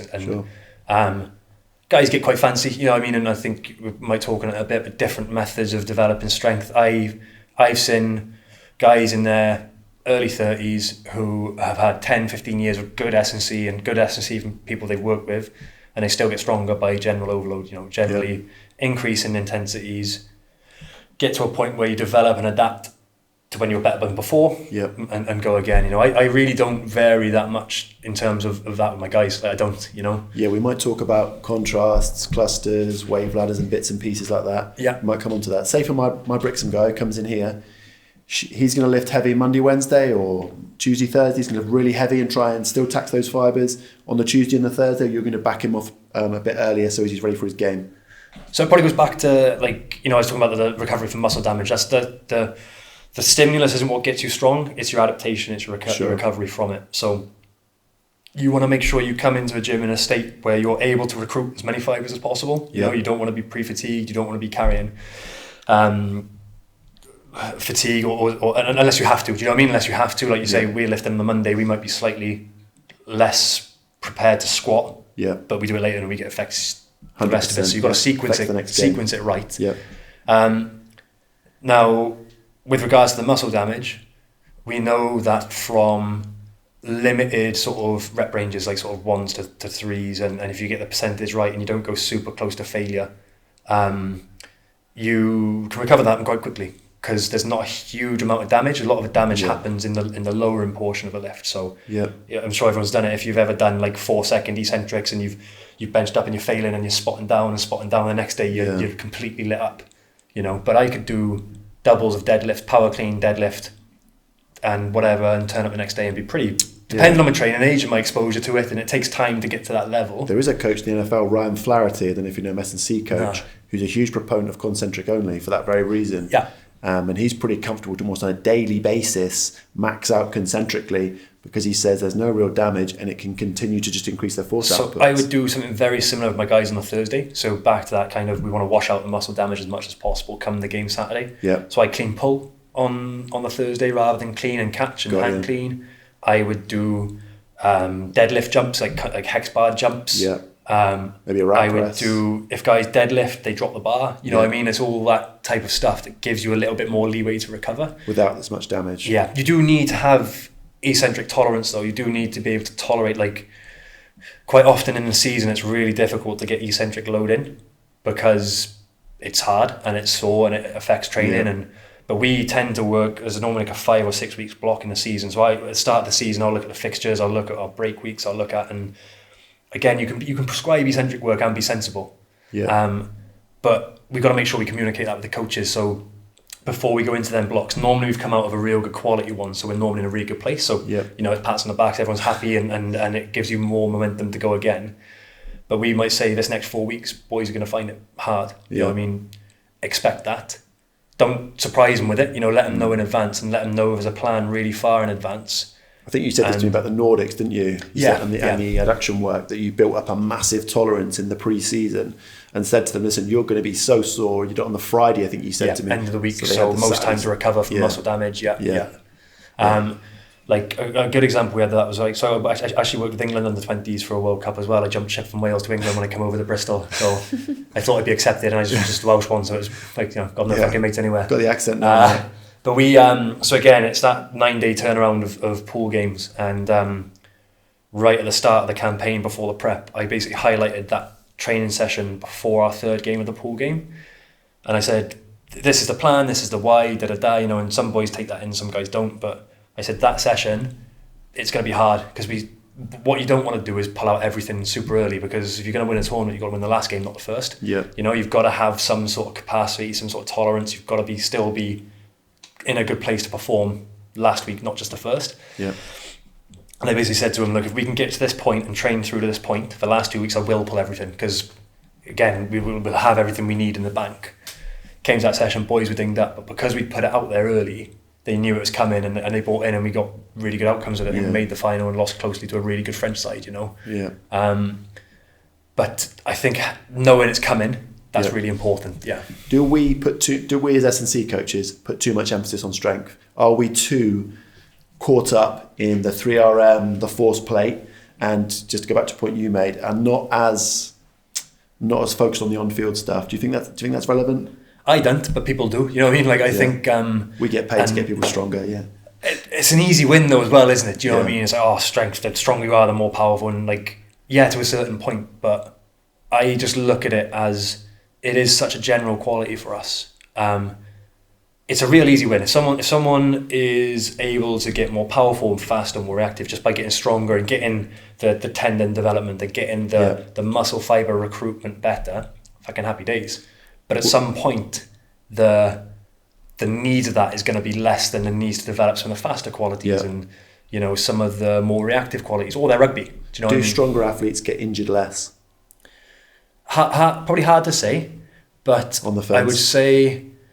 I would definitely say good movers and guys who are strong through range. Typically, anecdotally, I would say they are probably a little bit more robust and a little bit more tolerant. So we look at Rory, the head of medical again at Bristol, we love it because he's a big advocate of full squat deep, get strong, squat technically really well, move really well. And we always say, guys who full squat rarely get niggles. It's when you eliminate an option, you go to a box and you go to a leg press and you're just reducing like the envelope of ranges and function they have. That's when it's probably a bit of an issue, so I always come down the side of, listen, if they're weak and they have limited ranges, then you've probably got a great recipe for someone that's going to get injured a lot. I think getting them strong but not giving them any range of movement or mobility is probably making them even easier to get injured. The other thing you've got to consider as well is so going back to them fiber types. So if you're strong and powerful, you're full of fast twitch fibers, they're usable, but they fatigue really quickly. Sure. And they take a long time to recover and adapt because they produce big forces, they suffer from muscle damage more. Got you. So them guys as well, they might turn up to a session on Thursday way more fatigued and domsed up than your general guys are. And then, so that's, you always see the fast guys always want to pull hammies, pull this, pull that. Great point. They probably need less volume in patches, you know what I mean? And rugby being the team sport that it is, it doesn't allow for that, you know what I mean? Like if it was like an individual sport, my judo guys or like a wrestler or something like that, you could probably manage that a little bit better. But, that's probably why those guys do it, because They produce such big forces. Yeah, that's a really good point about those guys. Let's see if we can find something for those. Do you think that almost they lack a little bit of metabolic flexibility, and that maybe we need to work on their aerobic base so that they can recover from maximal efforts quicker? Or do you just think their fibre type is that way and that it will just never change? Yeah, I mean, like, you don't want to lose a guy's X factor as well. No. Do you know what I mean? If you're a rapid, powerful fucker, not many people have that, so you want that. Do you know what I mean? So would I do loads of aerobic running, slow state work with guys? If he was unfit, if he was so unfit he couldn't play the game, yes.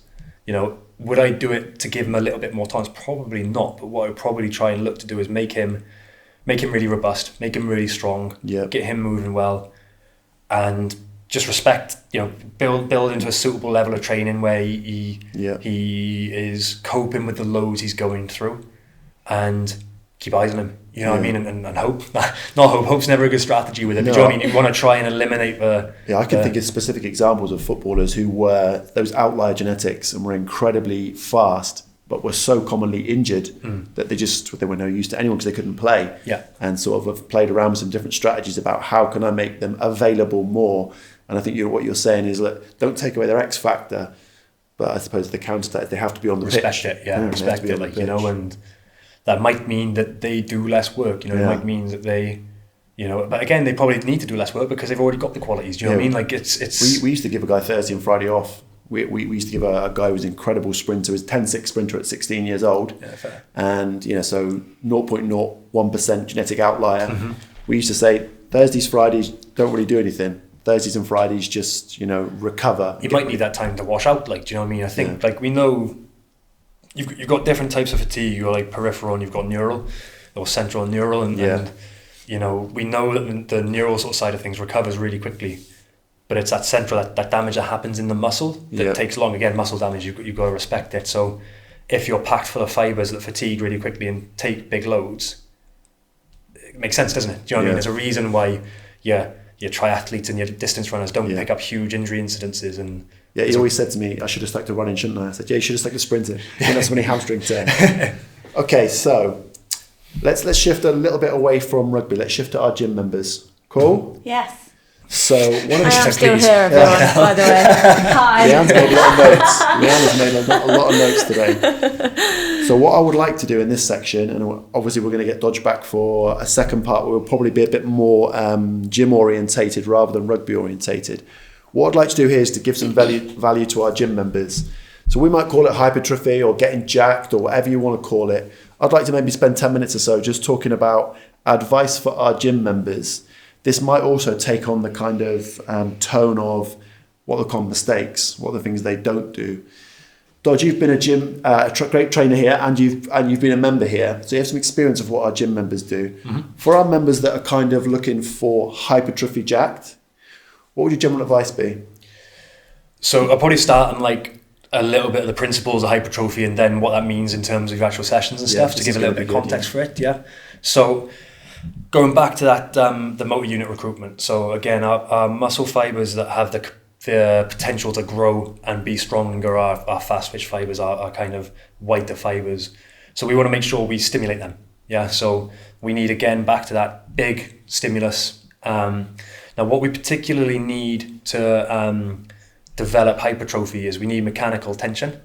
So what we mean by that's just not just time under tension, it's not just lower and slow, but what we need to do is on the point when we're producing force, we need time, because that gives us the most opportunity for growth, and it gives us the most kind of beneficial environment for growth. So we need to train to a point where we're close to failure, but with maximal intent. Yeah. Not to complete failure. I'll touch on that a little bit in a second. So what that gives us, we get two different types of fatigue, which we just spoke about. Yes, we've got our peripheral and our central fatigue. So the peripheral is a fatigue at the muscle fiber. All right. So if we want to fatigue the fiber, we need to make sure that it's exposed to a reduced ability to activate cross bridges, calcium secretion, uptake, the very technical shit that I probably need to read and make sure I'm spot on with. But that sounded like my first exactly. I did, yeah. But in layman's, what that gives us, it gives us a metabolic byproduct of fatigue, which then causes us to adapt. Right? Yeah. So you have to expose yourself to that to adapt. What we also want to do is we get that neural, that central fatigue as well. So that's essentially the signals that your brain sends to the muscles to make the action happen, that gets affected as well. So we want to try and avoid that, because that determines how many fibers we recruit. Okay, so if you're fatigued centrally, you can't recruit your big fibers. What we want to try and do is maximize muscle central peripheral fatigue, limit that, and then that's what gives you your hypertrophy stimulus from a load point of view. Okay, so in layman's, what that means is we need to work to a slow bar speed. So we need to work, you can get hypertrophy of sets of 4, sets of 5. I've seen guys get bigger and more muscular off it doesn't need to be 12s, 10s, 15s. Yep. Can you repeat that, Dodge? Yeah, absolutely, yeah. So, because also what you get, if you're working to failure all the time, right, you're going to get more central fatigue, you get more brain, like signaling fatigue, which means it's going to affect your recruitment. So you're going to get less hypertrophy. Sure.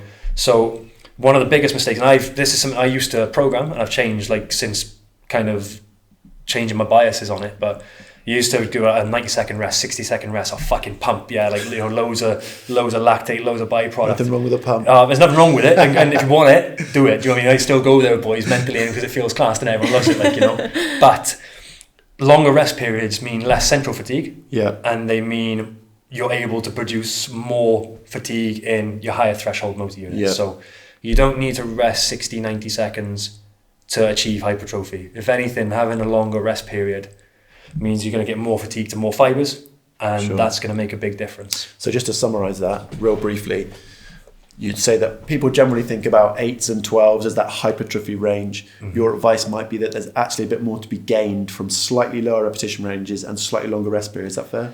Yeah, you'll get gains from the 8s and the 10s. Yep. But essentially you're just prolonging the time you get to the same point. You're looking to get to a slow bar speed. Yep. Yeah, so if I can get to a slow bar speed in 6 reps rather than 8 or 9, I'm producing more force. Sure. I'm still getting mechanical tension. I'm still giving my muscle a position to develop. Yeah. The other thing then as well, so we talk about that neural fatigue. So the more neural fatigue you get comes from sort of the more muscle fibers you recruit, the more chance you have for neural fatigue, right? So in terms of exercise sequence in your program, you want to start with your bigger rocks first. So say you might bench press, you might chin, big global, multi-joint, big force exercises. Yeah.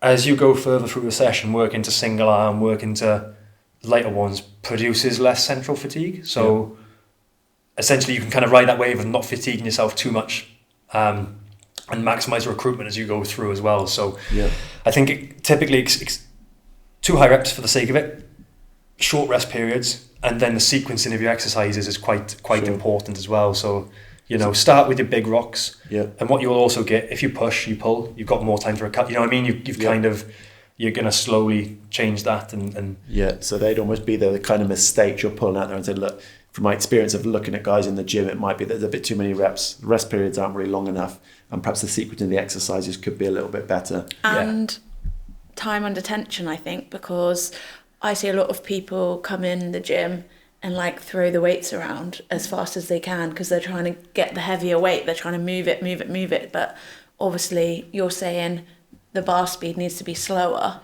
But not through deliberately being slow. Because it has to be. I'd actually say I'd always encourage guys to fucking move the bar. So if you think about it, in terms of what the capacity of the muscle is, so we know we can lower and lengthen more load than we can push. Everyone's failed on a bench, you're lowering, you're extending, you can control a bit. You're not falling through space, but you can't concentrically lift it. So I'm not a huge fan of really slow eccentric tempos unless it's just to challenge guys and get them stronger in range, maybe. Didn't you do a paper on 10-second eccentrics once on squats? Yeah. So we got guys doing good fun.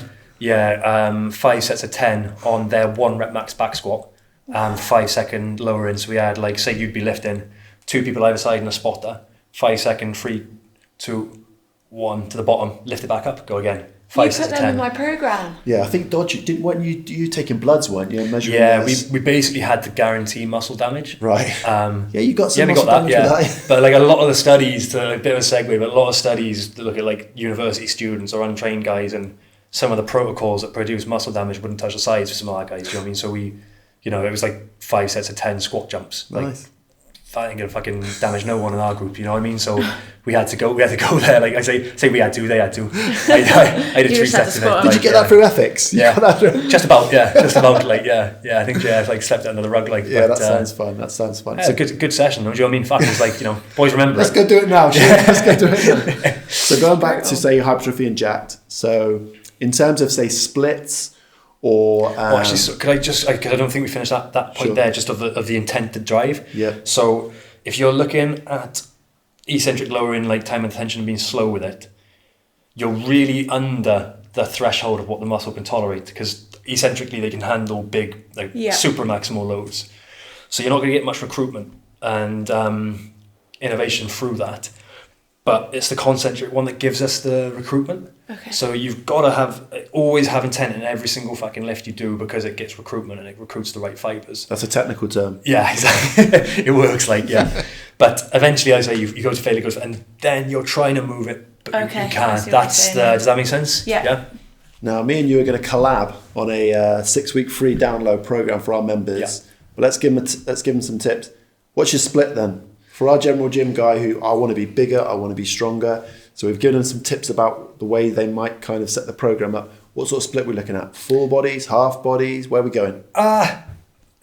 More than one way to skin a cat, right? So it probably just comes down to personal preference. Sure. The way, if blue sky thinking, the way I look at it is back to what's the stimulus, what's the fatigue from it, and then what does that look like? So I'm quite comfortable. You could do a whole body day on a Monday, strength and power focus, and then kick the ass out yourself on Tuesday, like loads of volume, loads of eccentric work, loads of that kind of really max, you know, more of the absolute peripheral, and probably a little bit of central fatigue as well, because you're off Wednesday back in.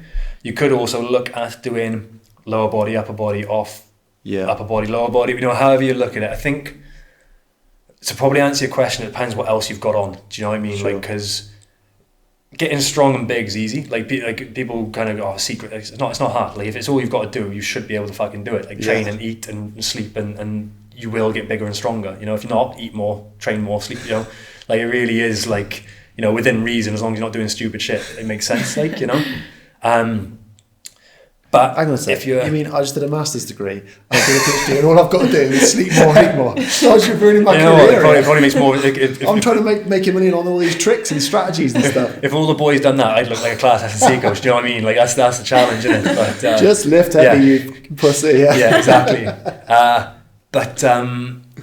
It depends what else you're doing around it, right? Sure, so if typically I talk about rugby because it's what I know better, you know what I mean? So say you're playing for Bricks and you're training Tuesday, Thursday. Yeah, so Thursday and Tuesday are big demand days. You know, you're going to be running. Obviously the sport's more important than the training around it, you know, so you want to make the most out of them days. Now what you can't do is go, say, train Tuesday, do all your eccentric work the day after, because you've got training Thursday as well. So you're probably going to have to front load some of that work. Got you. You definitely don't want to do it like so muscle damage takes time to accrue and show itself in terms of fatigue, because obviously we've all had it. You lift, later on you feel fine, the next day you're getting worse, the second day then you're really fucked, and then you come back down. So ideally you wouldn't want to like say lift on a 48 hours before you train, because you're probably going to go into that under most damage. Now as guys get better and more tolerant, that time frame sort of starts to shift a little bit, and it might just be a day you're under muscle damage. But so I would probably say like doing your strength work and your power work and your quality stuff on day one, maybe some speed work, you know, like kind of timing technical bits and pieces with that, so you're getting exposure to that. You're going to go into Tuesday pretty unfatigued, and you could do some of your more damaging stimulus prior to rugby, and then go train, and then you're going to be real dinged up on Wednesday, but that doesn't matter because Wednesday's off, you know what I mean? Then you repeat that kind of cycle as you go. So I probably did not answer that question for that, but no, that makes sense. Thoughts around timing, it depends on what else you've got going on. I just want to come back a step. Knowing you as I do, you're a great believer in nuts and bolts, do the basics. Are there any particular strategies? So, for example, your thoughts on maybe contrasts or clusters or wave levels or anything like that you've seen good results from? And again, really generalising this for our members. Anything that stands out to you? I've played around with them, and I think it probably comes down to when you're at that point where you need them things to develop your strength training, you're probably getting pretty strong anyway. Sure. I understand why powerlifters and guys like that go to those type of things, because all they care about is force production. You know, their event is lifting things, isn't it? You know, for our guys, yeah, I could go there to get them stronger, but I don't necessarily need to, and it's time taken away from good qualities, you know what I mean? Or it's times where I can develop things that make more of a difference to their sport. Does that make sense? Yeah. So rather than the sports athletes, our members, do you see much, say, a more significant game with people performing, say, clusters on a regular basis, or are you of just stick to lifting heavy? I'd probably say, and again, I haven't worked in like a gym environment for a while, but like things you see with it, I don't see guys like lifting heavy, resting like that much. You know, typically it's all, you know, I think guys sit in hypertrophy too long. Do you know what I mean? I say hypertrophy, they don't expose themselves to 60 to 80%, yeah. Like, if you look at it from a reps and reserve point of view, say you bench 100 kilo and you're working 80%, 85%, and you know you're getting strong, and you're going to get stronger from developing them qualities. At some point, you need to be able to express the force to improve that, and then your ceiling goes up, and your ceiling goes up, and you know there is a limit as well. Do you know what I mean? There's guys who've been training in the gym 6, 7, 8 years who ain't going to make huge changes, but they might need something different just to switch it up and like mentally enjoy it and stuff like that. You know, I know I get bored of my program if I don't change it up. Like, do you know what I mean? You don't want to just. You could do the same thing all the time, and it probably would work if you just keep. That's because all those chest flies, mate. If you're just going to do chest flies every day, never fails. Never fails. Well, I think in our part 2 we might come into maybe periodization a little bit more. Sure. Yeah. Okay, so that gives our gym members some basics. So for our final topic, what I want to do is give some quick tips. Mm-hmm. So if we go through some types of athletes, so I've listed down a few like football, rugby, CrossFit, etc., etc., etc. We're going to go through some of those sports, and perhaps we'll all maybe give 1 or 2 tips about things that we think maybe those types of athletes don't do, but perhaps could do, and we'll give them a significant return. Does that make sense? Yeah. Yeah? Bit of a quick fire, we'll go around. I'll try, yeah. Yeah. Dodge might win out on the rugby. Okay, footballers. And again, we're trying to pitch this at, say, our members who play football locally. If we had to say, look, what are the common mistakes that you're making, apart from getting too many tats, what sort of would be the common training mistakes? What do you reckon, Dodge? And again, these are going to be generalizations, right? Yes, we're trying to give our gym members things to think, okay, maybe I can do this a bit better. I think looking at footballers, young footballers, guys coming through, probably guys neglect strength training a lot. Yeah. Like a lot, you know what I mean? Think it will make them too bulky, think it will injure them, think it will, and doing it wrong will, like, don't get me wrong, like, do you know what I mean? But I remember I spent some time up at Leicester City, it must have been like halfway through last year or something like that, and some of their top guys were guys who came in and lifted, and they hexed it, lifted. They weren't like, they wouldn't outlift our boys, do you know what I mean? But they're exposing themselves to it, do you know what I mean? And I think... So I'm with you 100%. Yeah. If someone said to me, where do footballers go wrong? They don't max effort sprint, they just repeat effort sprints, and they never get any quicker. Yeah. So they'd rather do a bleep test, but they're scared to max effort sprint. They don't max effort lift, as you say, mainly because they think they're going to get injured. They do lots of hypertrophy weights, and they don't do enough mobility. I think probably eating as well. Like, do you know what I mean? Like, guys are probably like, if you get fat, it'll affect you. If you've got a couple of kilos of muscle on it, like, as long as you stay relatively switched on and it doesn't impact you too negatively, like. Again, like, I'm sure everyone can think of an example where they got muscled off a ball by a big centre back. Like, do you know what I mean? And if they'd had a little bit more in the legs to get him off, they could have gone on and scored. You know, so I might made a career out of doing that. Yeah. What are you going to tell footballers? Huh? More abs, so their abs look good when they finish. Yeah, more abs for the footballers. Come squat at our gym. Yeah, I'll spot you. Okay, rugby players, and again we're talking about our Brixham, Torquay, Newton Abbey, etc. Not the pros. What do you think of the common mistakes that rugby players are making? Club level, like, there's definitely like probably an overemphasis on bigger, stronger, like everything that comes with that. I think guys probably neglect some of the more power transferable skill, or even being good at the sport. Yeah, you know, like, you look at the lower leagues are all physical. Do you know what I mean? Like, the lower you go down, the boys are still big fellas running around, but they're just not as good at the sport probably. Do you know what I mean? In reality, like, you know, everyone's probably had that where you've been athletic and you've got to a level where all of a sudden that's not a difference maker for you. You know what I mean? And there's guys at Bristol who I'd outlift and outrun and things like that and stuff. I'm nowhere fucking near the player there, you know what I mean? So without kind of being... I think rugby's got a good approach for S&C. I think a lot of guys lift, a lot of guys enjoy it, and they get fit, but actually honing your skills is probably like... Especially in England, like, we don't do a lot of that, do you know what I mean? It's just fucking run straight at someone. It's, you know, and... if you're then put in a position where you've got to move the ball and you can't, and I got terrible skills. I wish I told myself this fucking 15 years ago, like, do you know what I mean? I'm definitely not saying that's me, but I think that's what people neglect a lot, yeah. Yeah, my experience has been a little bit something you said a few minutes ago about kind of periodising the week and about perhaps not doing the right things at the right days and maybe getting to Saturday with either being overly fatigued or underprepared. And again, if I take it back to like an American football template, and we were big on this primer, what do we need to do just to get us on that last couple of days?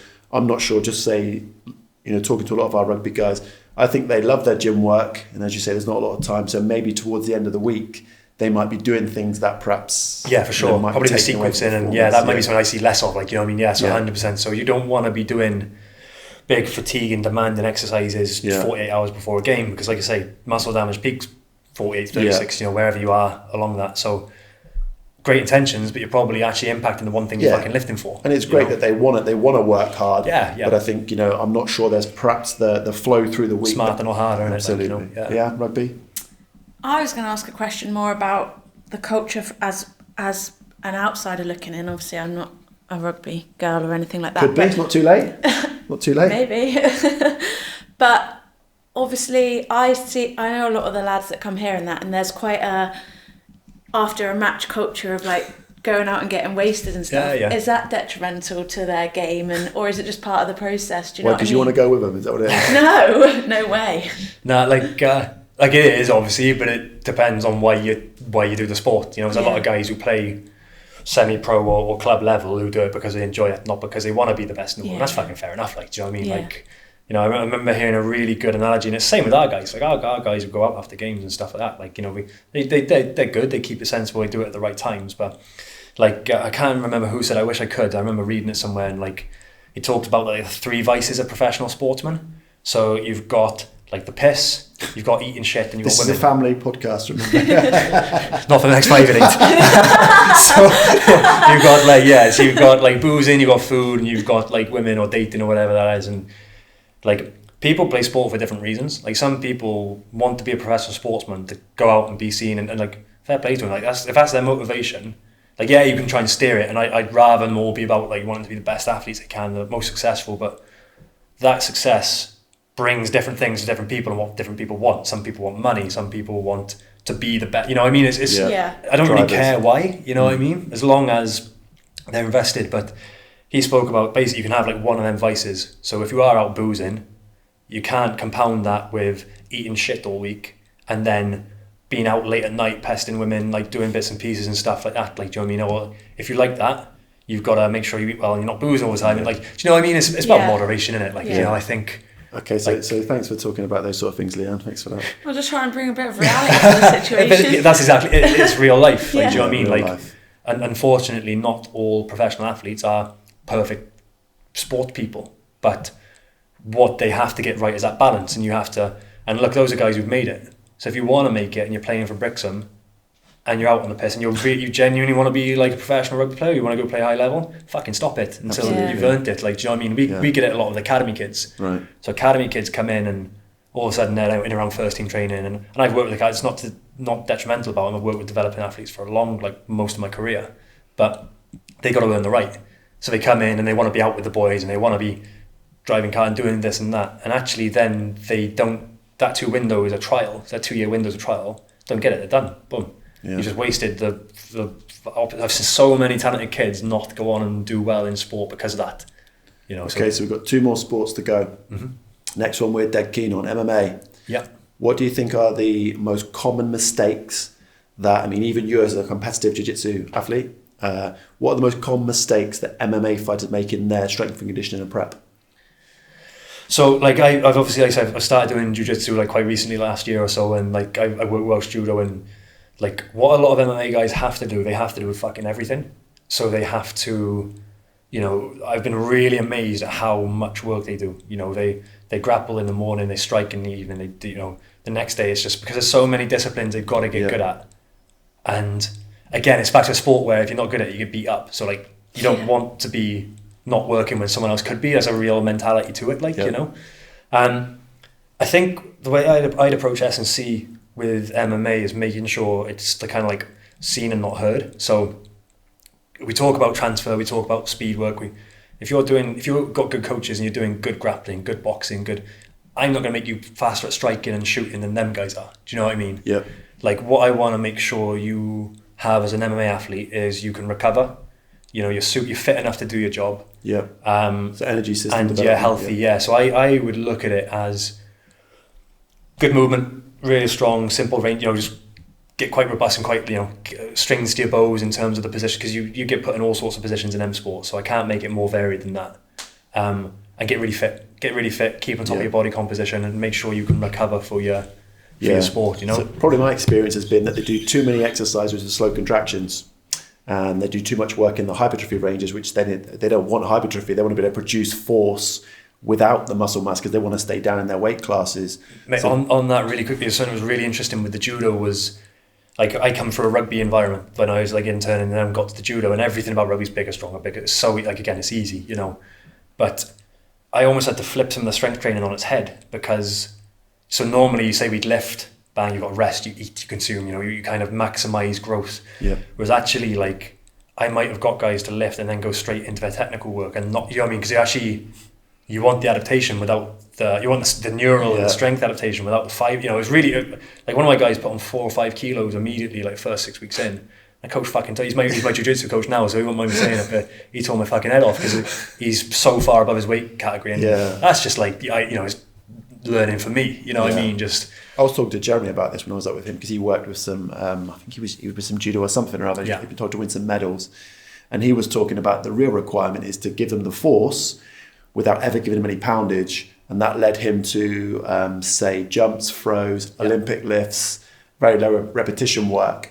So perhaps when we see some of our MMA and boxer guys in here, they perhaps do almost bodybuilding hypertrophy training, which is probably slowing down their contraction or like I need muscular endurance because I go 5 rounds, and it's like, that's great. Get endurance from your striking. You make it specific. I need long reps for that's a common one. Big time. So I think that would be sort of my takeaway for mixed martial artists would be, you know, work on those really fast contractions, Olympic lift, medicine ball work, jumps. Don't train like a bodybuilder. But as well, to counteract that as well, because it varies. Like, some guys might need that.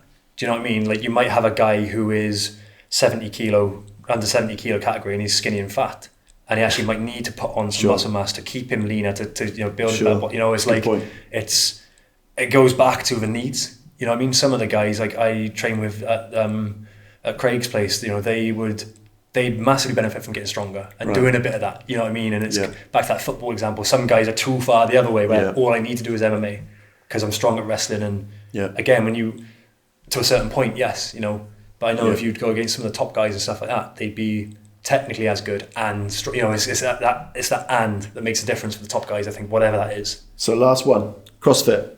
What do you think CrossFit athletes generally don't do well enough to excel and hit podiums?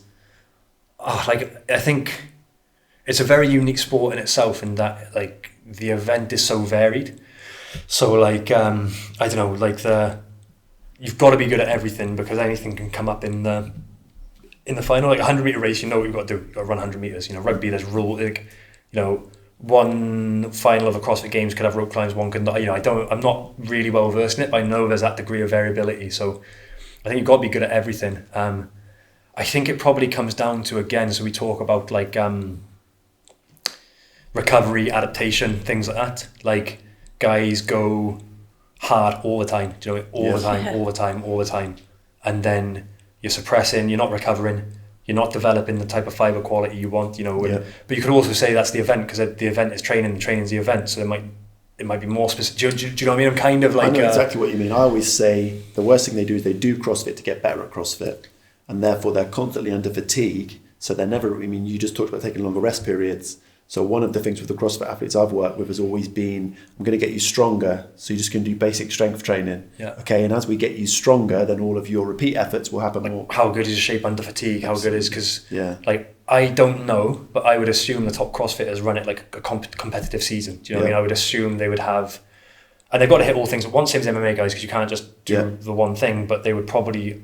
I might be wrong, you know, This is how I'd look at it. You know, you'd have periods where you work on developmental needs, you'd have periods where you work on your performance needs, and I don't think you can do it all year round. No. Unless of course, like, which is a thing in a sport, unless guys are enhancing in other ways, like, that's... Yeah, the biggest returns I've seen are working on those 2 points, which would be how big can I get your aerobic base and how strong can I get you? And then almost as they progress into competition, you can then, take them closer to, like you say, the competition events, but maximum strength, maximum aerobic base. I think like what you were saying earlier about progressive overload, when I see members who are predominantly interested in CrossFit, or they train CrossFit, if you want to call it that, or whatever, they just WOD. Because I think that's what they see on the Netflix documentaries. It's what maybe they experience when they go to some boxes, and they just come in and they'll literally pick any CrossFit-based exercise and do however many rounds for time, whatever. I think not enough people know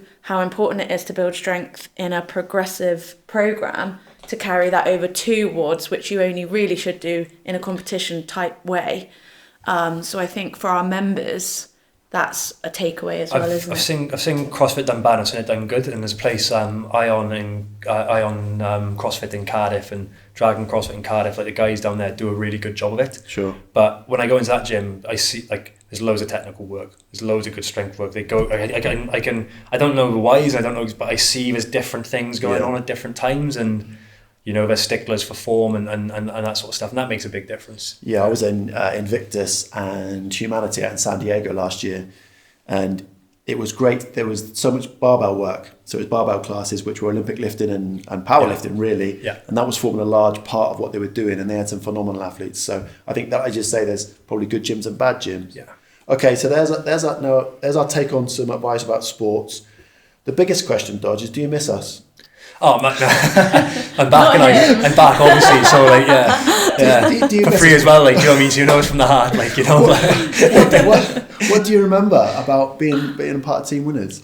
Yeah, because we do miss you. You were very good at your job. I genuinely think that gyms, I'm not just saying this because you're in the room with it, I'd say before, like, we were brought up with loads of really good values about strength training, about your health and fitness, about, like, John was my first S&C coach, loosely termed, like, because he was obviously, like, it was just with Brixham and stuff like that, but he put loads of time into us, and like, that kind of attention to detail and the quality of the program, and I just remember, like, the gym's been good, do you know what I mean? And, like, you felt like you were training well, and practices evolve and things like that, but it was that kind of culture was really important, and it's definitely, like, it definitely influenced me enough to influence how well I went on to do my internship and things like that. And I genuinely do mean that. Like, it's not just fluff. Like, it's very kind of you to say. I feel like we might get a bit emotional. It's not a podcast unless you blub at some point, is it? Huh? But it's true. Like, it's like, it'd be really easy for me to sit and look out and see, like, you see a lot of crap PT, and you see a lot of crap gyms and things that are in there for the wrong values, and they might not. Because obviously everyone operates to different levels, but, like, I do genuinely think the gyms do a really good job of it. I don't think you've deviated from what's important to you much over the years, and what it's looked like has changed, but those core values of well-trained staff and good facilities, and you come in and the members train well, do you know what I mean? Like, so that's normally what I look at. Is if I come into a gym I've not been in before, like, what are the members doing? Are people working hard, and are people sound? Are people nice? Because I think you do get that, like, you know what I mean? Yeah, we're lucky. Like, you referenced Johnny. Obviously, Johnny's been here since literally day one. I don't know if he's put up with me this long, but he does a phenomenal job. And I would hope that our culture is that when a member comes in, they just feel welcomed and they feel supported. I think that's largely what they need. All right, so we have talked for a long time. Well, you guys have. We should probably wrap it by saying that me and you at some point are going to sit down. Obviously, we're locked down at the moment, and what I was aiming for is when our members can come back, those that have more of a performance or a get jacked goal can click a button, download something that somebody very intelligent has put some thought into. So we're going to collab on that, and then we're going to get it up for our members so they can download and use that for completely for free. And it looks like you're going to be back for part 2, because I've got about 1,000 questions. Yeah, I've got all these questions about training for women as well. Looks like you're going to be back for part 2. I'm not just here to look pretty. But I just want to say thanks very much for giving us your time. And outside of that, thanks very much for always coming back and trying to teach me how to snatch better than my daughter. Try Pinky. Like, I'm going to struggle, I think. She's getting better by the day. and for all the time you give to the team here. So it's been great to see your success. 100% seriously. I said to Jeremy up at Cardiff, like, you know, Cardiff should be proud of Dodge. You know, you're a Cardiff Met alum, like the both of us, and we're obviously very proud of you for what we've done here. So thanks for your time today. You got anything to add, partner? No, it's been a educational process. Mega educational. Now listen, we're up this week to finish off weight loss part 3. Yeah, and we're going to go through some testimonies. Yeah. Going to be cool for that? Yeah, cool. So don't go swearing on any golf courses, urinating in any bushes. All right. Don't go getting in no trouble. All right. Sorry. That's a wrap, Dodge. Thanks for your time. Thank you. Appreciate it. Thank you.